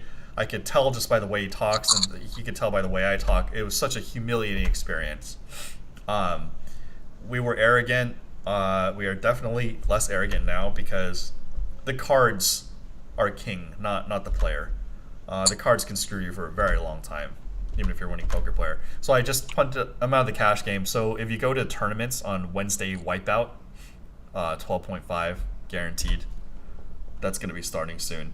But yeah, the way that Garrett talks about going broke, I empathize, and I haven't explicitly told him about me going broke, but there was a very vulnerable moment where he was at the bike, he was playing high stakes, and I kind of like asked him, or just like, I'm like, do you even know who I am?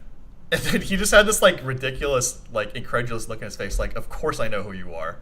Because I was just like so insecure of like going broke, like, and just, yeah, it was it was a crazy experience. Just like we all discourage people from playing poker for a living because we are on the upper end of runouts, especially Garrett. But like I'm extremely happy with like my runout. One of the things. Yeah, go ahead. I was just going to tell you, I'm watching you. What do you got? I have 10-9 of spades. Oh, sorry. I have a King-9. I'm in 2 tournaments. You're watching the bigger one. I had King of Hearts and 9 of Clubs. If it was limited to me, I would have raised. Yeah, it was more more just like once you play on camera, do you give people who play on camera like more sympathy? That is, everybody gets to see their cards. Yeah.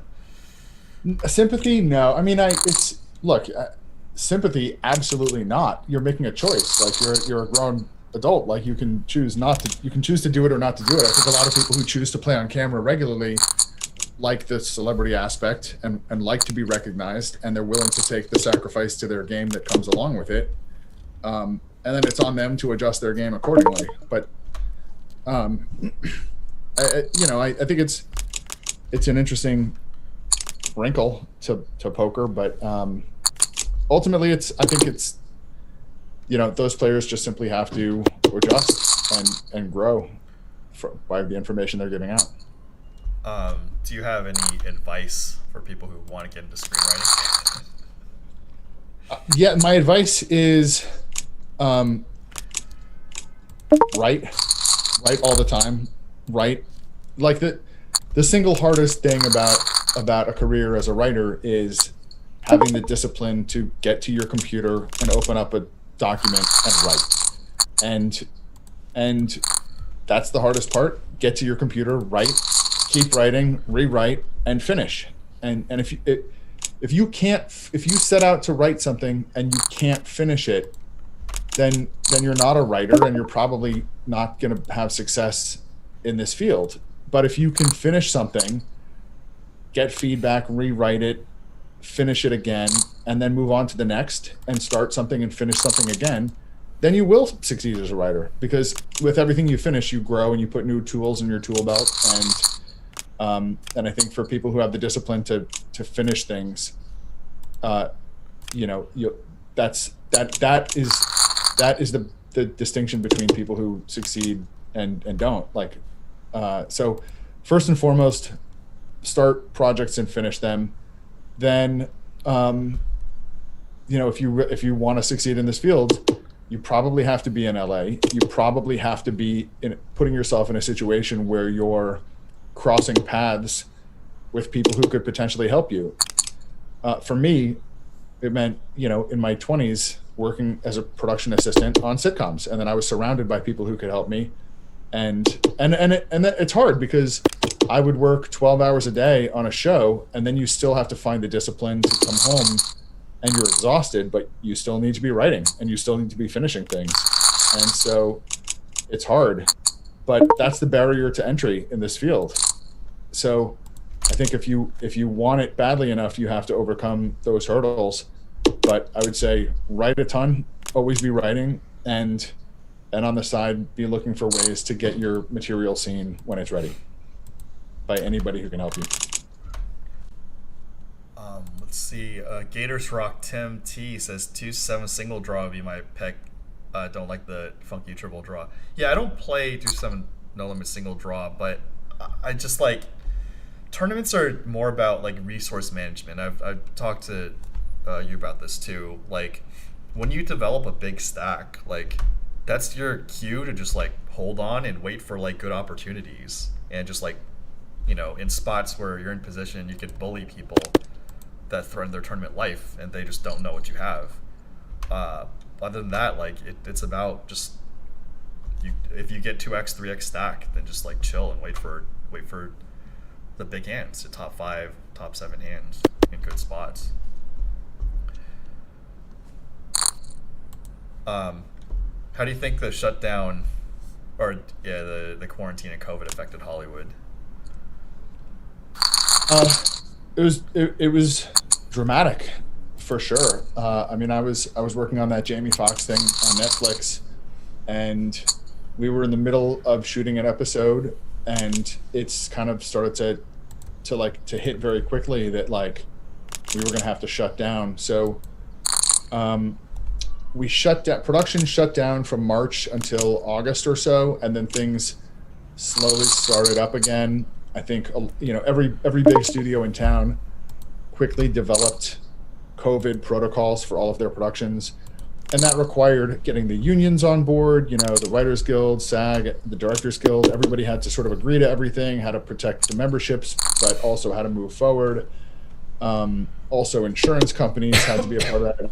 It was a tough thing, and ultimately, production now is happening. And on the show that I'm working on now, everybody is getting COVID tests every day, and temperature checks, and it's everything is as tightly controlled as possible, and yet still occasionally if you look at Deadline.com any given week, you'll read about a show where a positive test happened and the show shut down for 2 weeks. And that's kind of built into the business models now, is the possibility that things could shut down.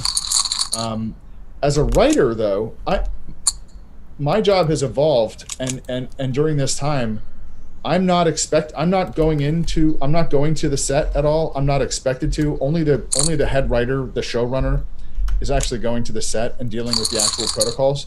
The rest of us do the job on Zoom, and so we have writers' rooms on Zoom where there's sometimes there's 12 or 14 people on a Zoom together. And I think when I first heard that we were going to be writing on Zoom, I was really skeptical as to whether or not it could work, just because there's an energy that comes from the writer's room, from everybody being together and building off of each other and being live, that I didn't think could be replicated on Zoom. And I've been surprised. It is much better than I expected it to be. So we're writing, and occasionally somebody speaks over somebody else, but really for the most part it works. And it actually has gotten me thinking, is in the future, like if this if this works and becomes a thing, there's no reason you couldn't be a sitcom writer and live anywhere you want. In fact, on the show that I'm on right now, on Be Positive, we have one full-time writer who lives in Cleveland, and we have one full-time writer who lives in Chicago, and there's one of the writer's assistants is in Boston. And like the other day, the guy who's in Boston said he was in Boston, and somebody else was like, "Wait a minute, you've been in Boston? Like you're in Boston?" Like it was bizarre. You know, it's surreal, but it works better than I thought. Production is happening. We're still not where we were before the pandemic, but it's better than I would have expected it to be at this point. So I have 7 of diamonds, 6 of clubs. I just cannot touch this board, obviously, because it hits their range. Right. Just done with the hand. I'm just hoping for a running 4-5. 4. Did you never take a stab at it in that situation? I can stab here. The audience has seen I tend to do stab in these spots. It's very risky, and it's not so much. It's like I just don't know if they're gonna call with a heart.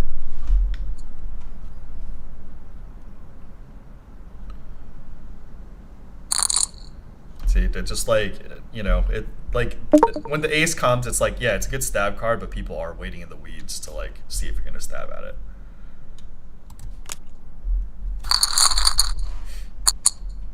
I have 3, 4 of clubs. Cool. Well, Wayne, this has been so much fun. Thank you very much for having me on. I appreciate your time, and always glad to hear your stories and wisdom. I hope anything I've said has been entertaining or informative. Absolutely. It's especially very good for me, and especially now that we're older. It's just like a lot of stuff is like one of the things I like to say in Live with the Bike Commentary is this is real life. So things change as you get older, and glad that you got some good stuff. And also text me the title of the sitcom. Title of what? The title of the sitcom you're doing right now. Oh, sure. Yeah, and then I'll check it out. Cool. And I'll rip it apart. Or it'll be your next favorite show, and you'll be it might begging be. to come on. If anything, then it has a higher probability with a sitcom.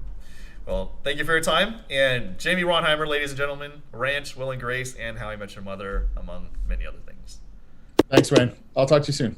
Sure.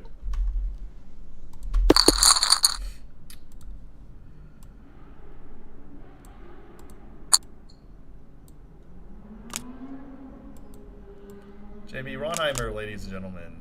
Hope you guys were felt good, informed. Down to my MTT.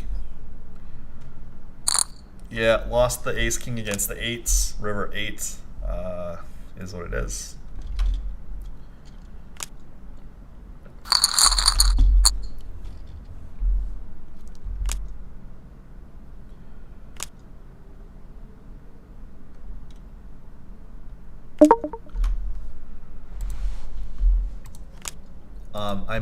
I'm probably gonna stream one more. Let's see.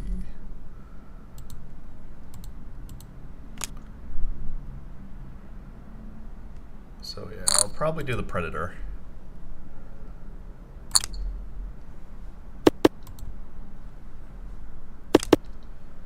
And hope I can make things happen. Thank you guys for tuning in. Once again, that was Jamie Rhonheimer. Good friend and mentor for a lot of things.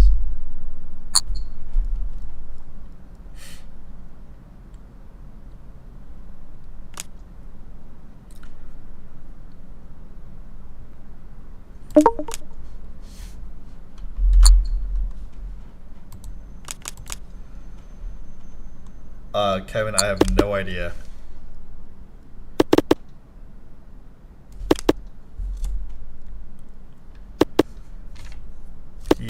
Kevin, if you're first at a chips out of 35, then you are crushing it.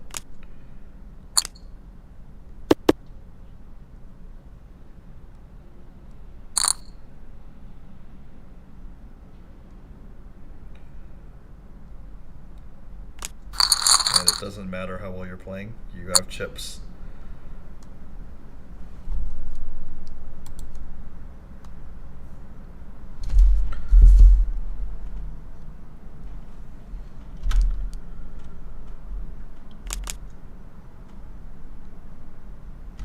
What's up, Natty Wit?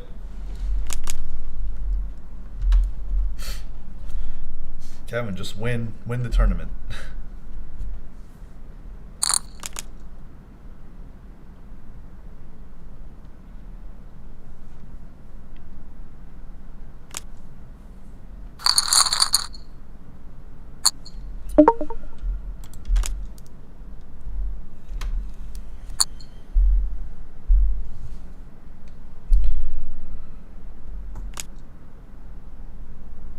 Having another app MTT.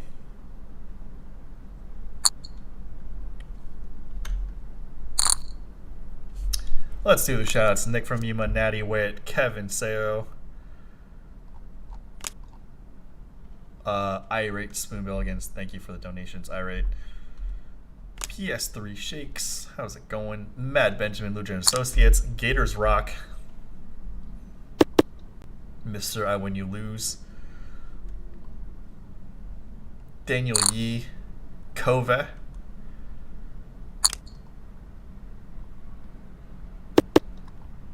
Derek and Sierra Whitener.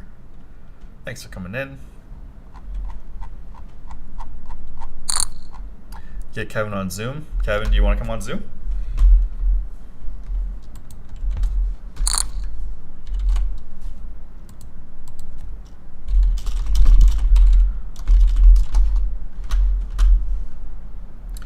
Thank you, Mad Benjamin. Very good guest tonight. Some good conversations. Yeah, Jamie is a very good friend of mine. These are the relationships that are very valuable when you get older. You know, when you get older, a lot of bad things happen to you. And you just try to be at peace with a lot of the stuff that goes on.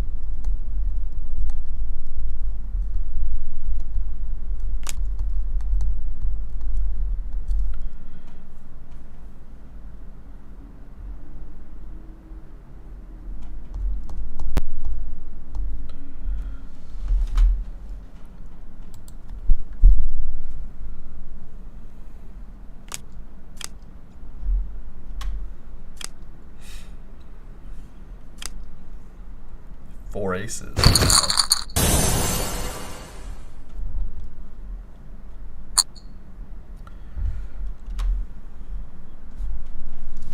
Alright, we're going to have Kevin Seo in the mix. Let me send him Zoom link.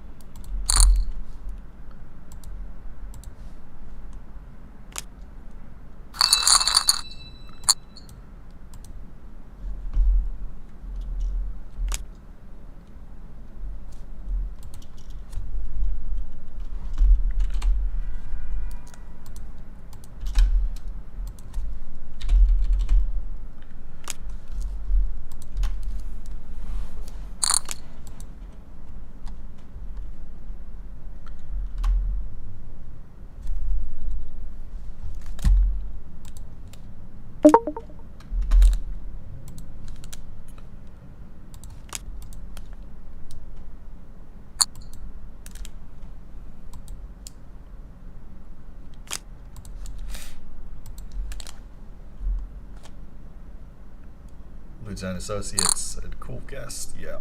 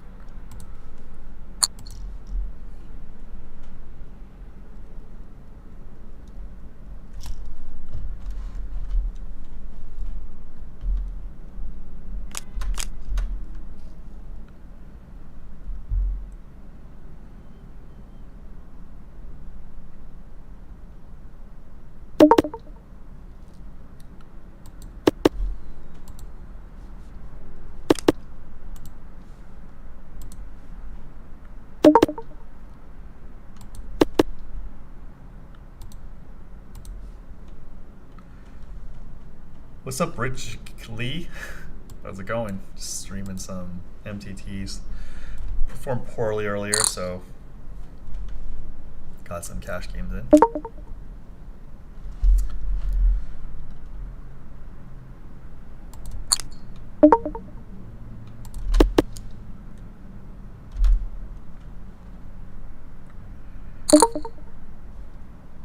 I will choose to believe him.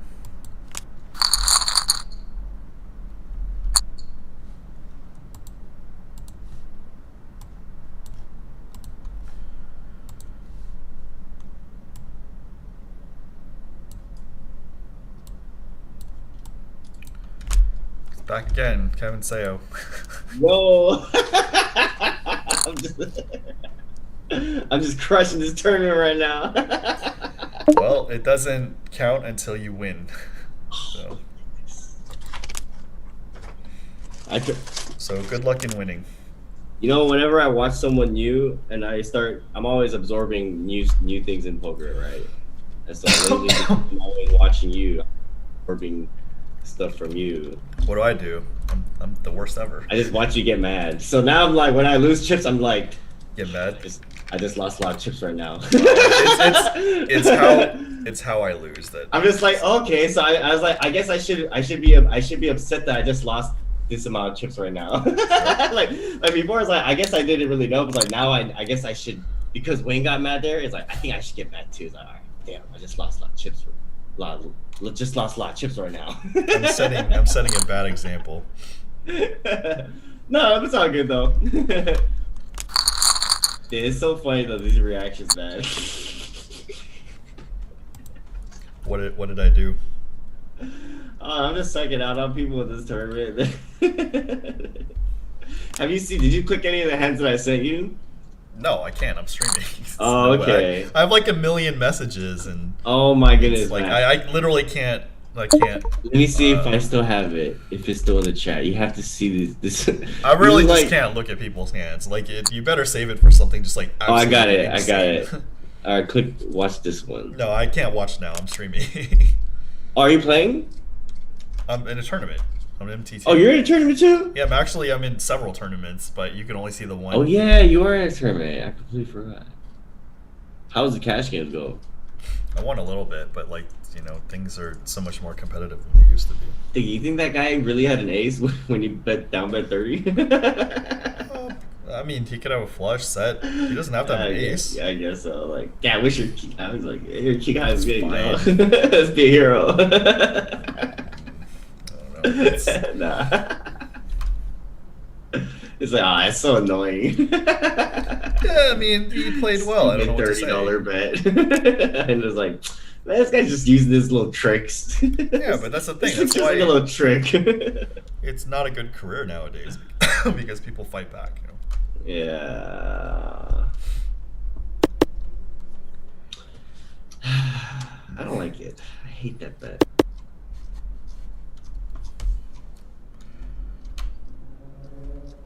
Yeah, I mean, I'll probably do the Night Predator one When it starts 7:30. See, I don't know. If I bust out this one, then maybe not.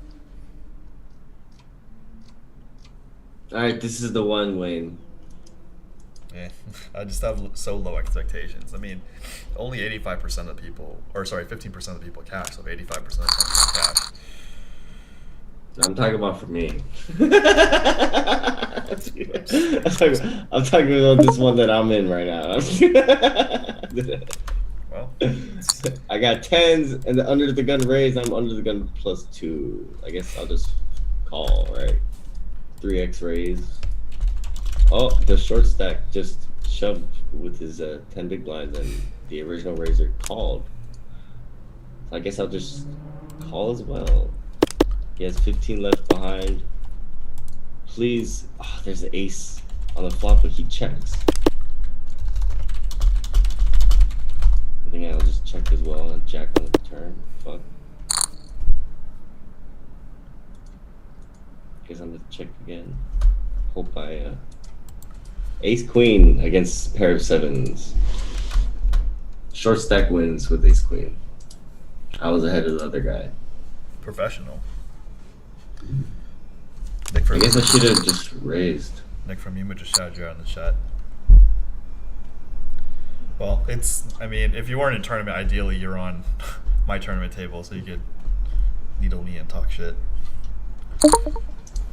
What's the good tournament to rail you? The Wednesday wipeout. 12.5K guarantee. Okay. I busted out of the 15K one. Yeah, I saw. Did you say you ran into like aces to something like that? Yeah, Like, small blind aces? against big blind. I had threes. I raised. He 3-bet. I probably should give these people more credit when they 3-bet, but I called. It was king high and 3 hearts. I had 3 hearts, so I check raised, and then I just like committed myself. So whatever. It's not even that bad. Like I'm like 40%. Yeah. It's like, I don't have to go broke in those spots, but like. It's a MTT. Might as well take it. It's Yeah. not bad. Not the numbers aren't that bad. I guess you're gonna win. You're gonna try to make a deep run anyways. Yeah, I'm trying to just like win the damn thing. So. Yeah, so you can't even win that. Yeah, if you can't win that, and then just like I got priced in with ace jack. It's like, why even waste your time? Yeah.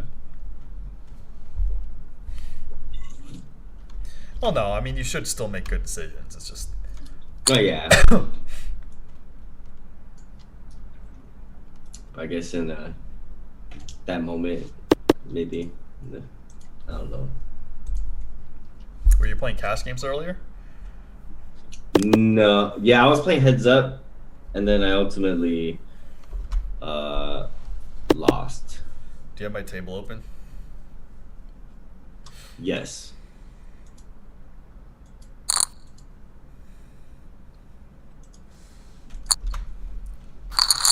Irate Spoonbill says Kevin is very giggly. Gary C is not Zio, it's Kevin Seo. I have ace queen of spades.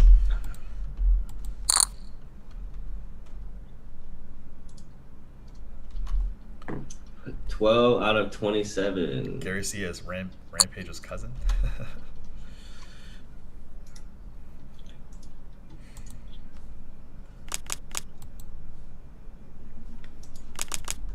King 3 suited on the button. I will raise. I'm bored. I am going to c-bet. 2x the big blind. What is that? Despicable Me.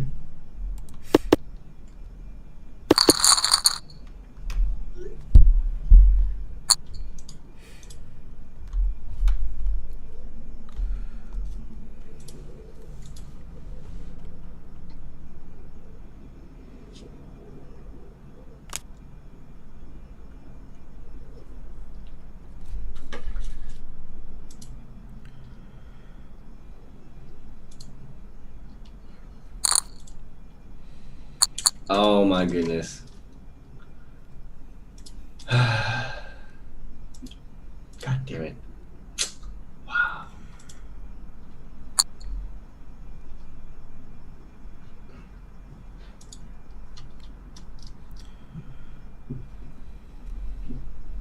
No, I'm not. I am not giggly actually.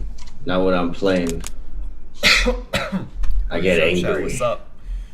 I get angry when I lose pots. You're like an Incredible Hulk.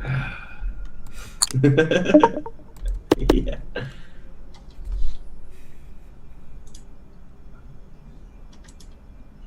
On the green felt, maybe. Well, now that Nick from Yuma is not unmodded himself, requested to be demodded, now it's more balanced, mod to non-mod.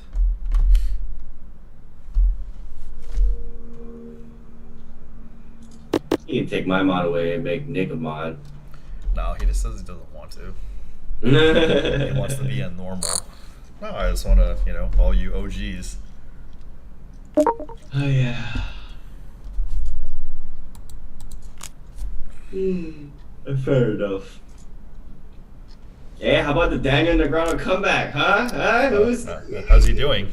Did he come back soon? 3-4 days in a row winning. Wow. He's outclassed. Outclassed. No comment.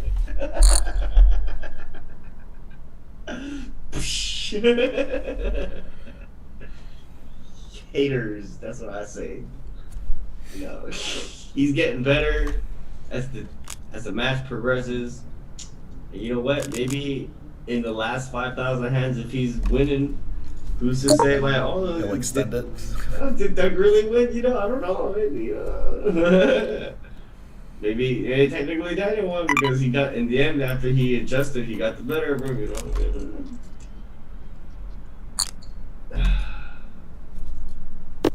We didn't see him dump the truck. Where's the truck being dumped there? Does he still win like a lot of money in like side bets? Just for winning, I guess? I'm sure there's a lot of stuff going on. Oh man, that's crazy. I guess winning the amount. Oh yeah, there's a lot at stake. This is probably the most bet on thing in all of poker history. Oh my goodness. All he has to do is just win. Damn. That is kind of nice.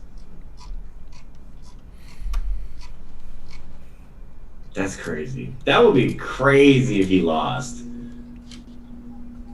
That would be crazy. I want to see it come back. Late night rally. I want to see it happen. I think it can happen. I'm calling it. I don't think so. You want to bet on Daniel now? I'll give you 8-1. Damn it, I was gonna say 10-1. It was like 8-1 is close enough too. Oh man. Oh, I have ace queen suited under the gun. Yeah, well, they need to know about my hands. They can see your hand. Yeah, I know, but you commentate on my hands. I don't know what you got though. What you got? I have Jack 7 here. Oh yeah, you're not even. Yeah, you got nothing. Oh, I hit my queen.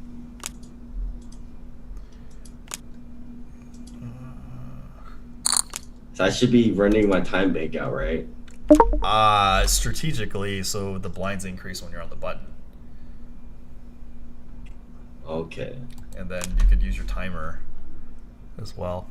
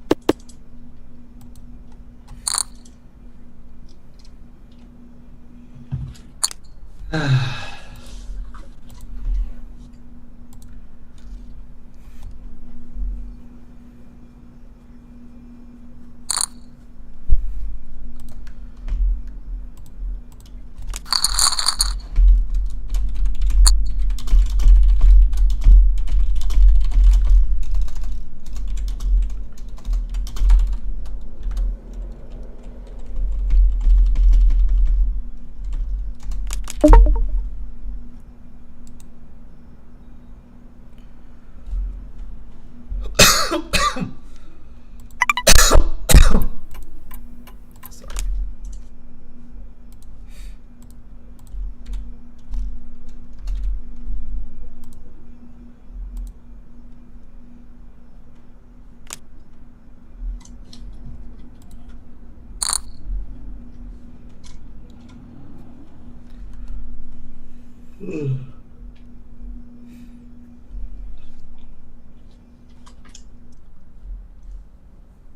Man.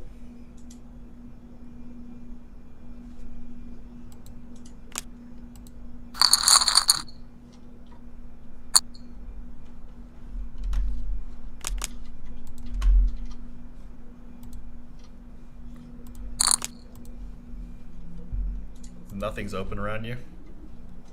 Food. No, everything's kind of usually open. Things are open around you? Yeah. Oh, I mean like outdoor. Yeah, I passed by K-Town. Not outdoor. Yeah, or just dine in. Yeah. I don't know. Just for sit down.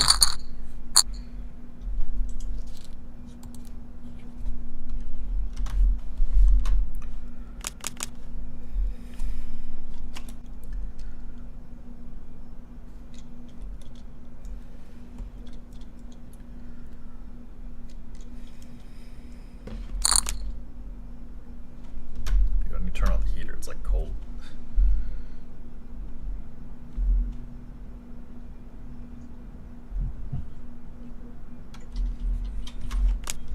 You saw the chat open? You gotta shout out your peoples, man. Who? I don't know. Your friends in the chat, like Nick from Yuma. Oh yeah, what's up, Nick? Like, well, I've been talking to them in chat though. He's like your biggest fan. I know, we've been talking. I got Benjamin a coffee with 2 Splendas earlier. Oh, that's what I'm gonna do, Wayne. I'm gonna save up a lot of money, and then I'm gonna go back home, live rent-free with my family, and I'm just gonna be a PA full-time, and then we'll see what happens from there. Maybe I'll be crew. Maybe I'll be maybe I'll be picked up on a show. Maybe I'll be a series regular. I guess I'm in SAG after, you know, who knows what's gonna happen. You never know. You know what I mean? Maybe I'll play in a home game with some producer and they'll pick me up. You know? Handsome man. You know what I mean? Maybe I'll be able to get my own Netflix special, and then we will collaborate and write a Netflix special together.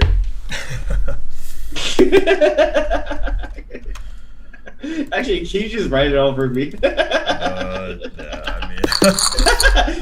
I mean, you can have 90% of every the pay. if I write it, I'm getting more than 100%. So this shit's really fucking hard. Okay, fair enough. That's very fair enough. Very fair enough. I mean, it's like you don't know how many pilots Jamie didn't get going.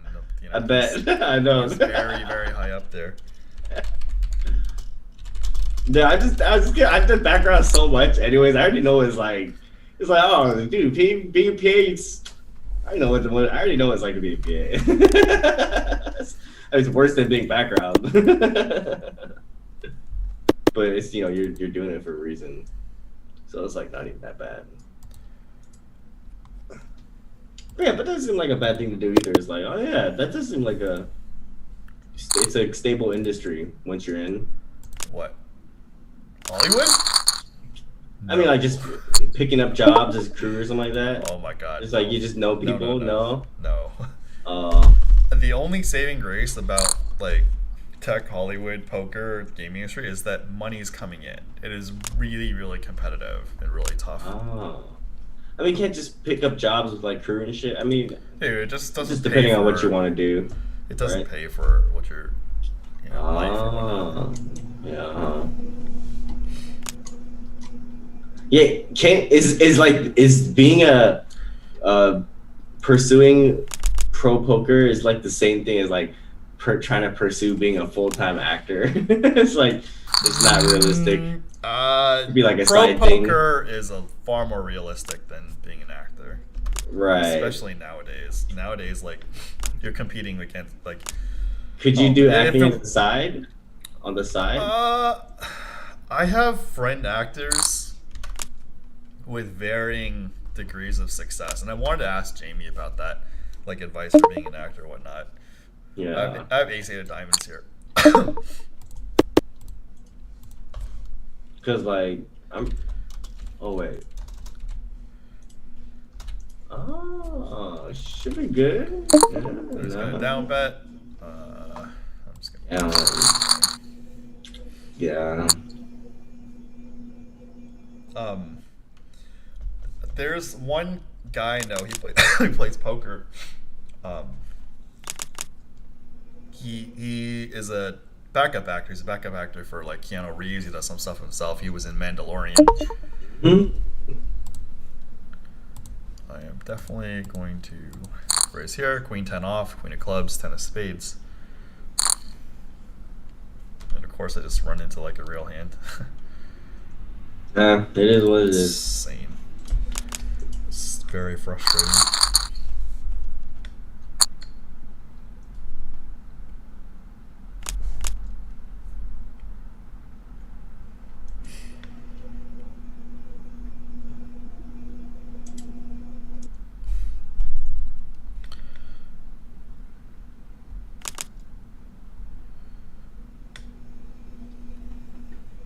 Damn. Clubs here. Oh. I just missed the big draw on.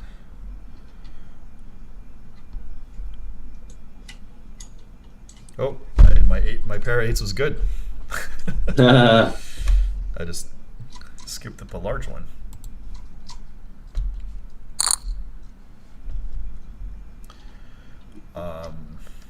Yeah, not doing so good in this. I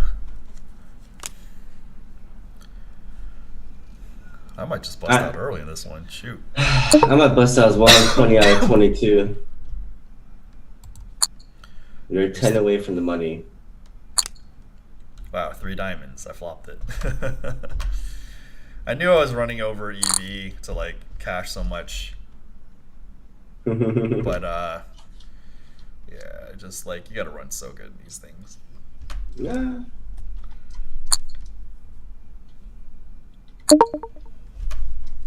Wow, 3 people are in. Not flush. Set of 10s is a board pair. It does not. Oh.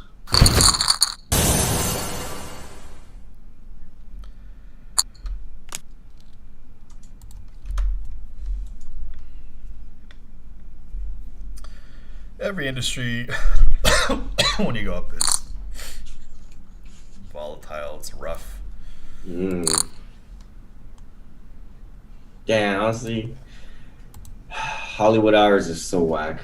Started like what? It's bad. Like 4 in the morning, 3 in the morning, to like 1 and 3 in the morning, to like sleep for 2 hours, then go back to set. Yeah, I mean it's. That is, whoa, my goodness, man. You gotta be the first to leave, first to get there and first to leave, right? The PAs. The first to get there and last to leave. Sure.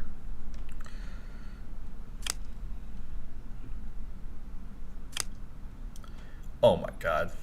I remember I Quads. did Yeah, quads. Oh.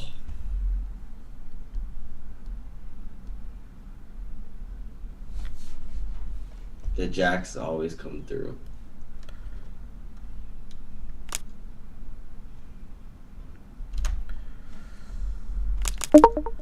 You know, at this point, I'd be content if I just make it to the money.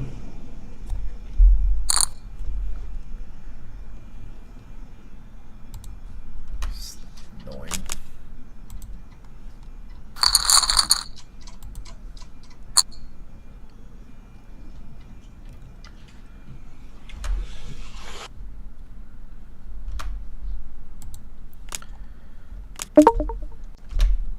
I got pocket queens. Oh, nice. Well, it's only nice when you win. Mm-hmm.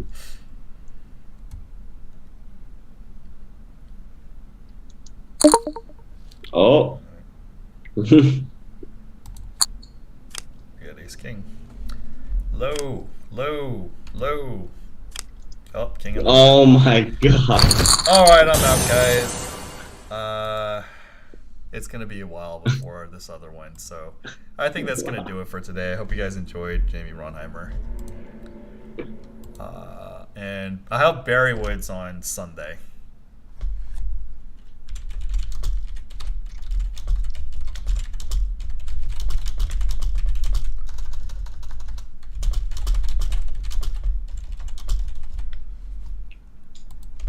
Yep, that's going to do it for today, guys. So thanks for tuning in. Natty Wit Pastry Shakes, Kevin Sayo, Nick from Yuma, The Dude, Irate, Spoonbill. I'm sorry for the disappointing finishes. Gary C.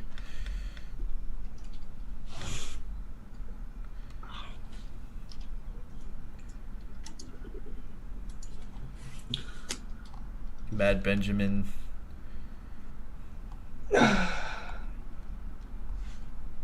Mr. I Win, You Lose. Thank you for coming in. Daniel Yee. Derek and Sarah White and their Lujan Associates. Gators Rock. Thank you guys for coming in. I will see you guys later.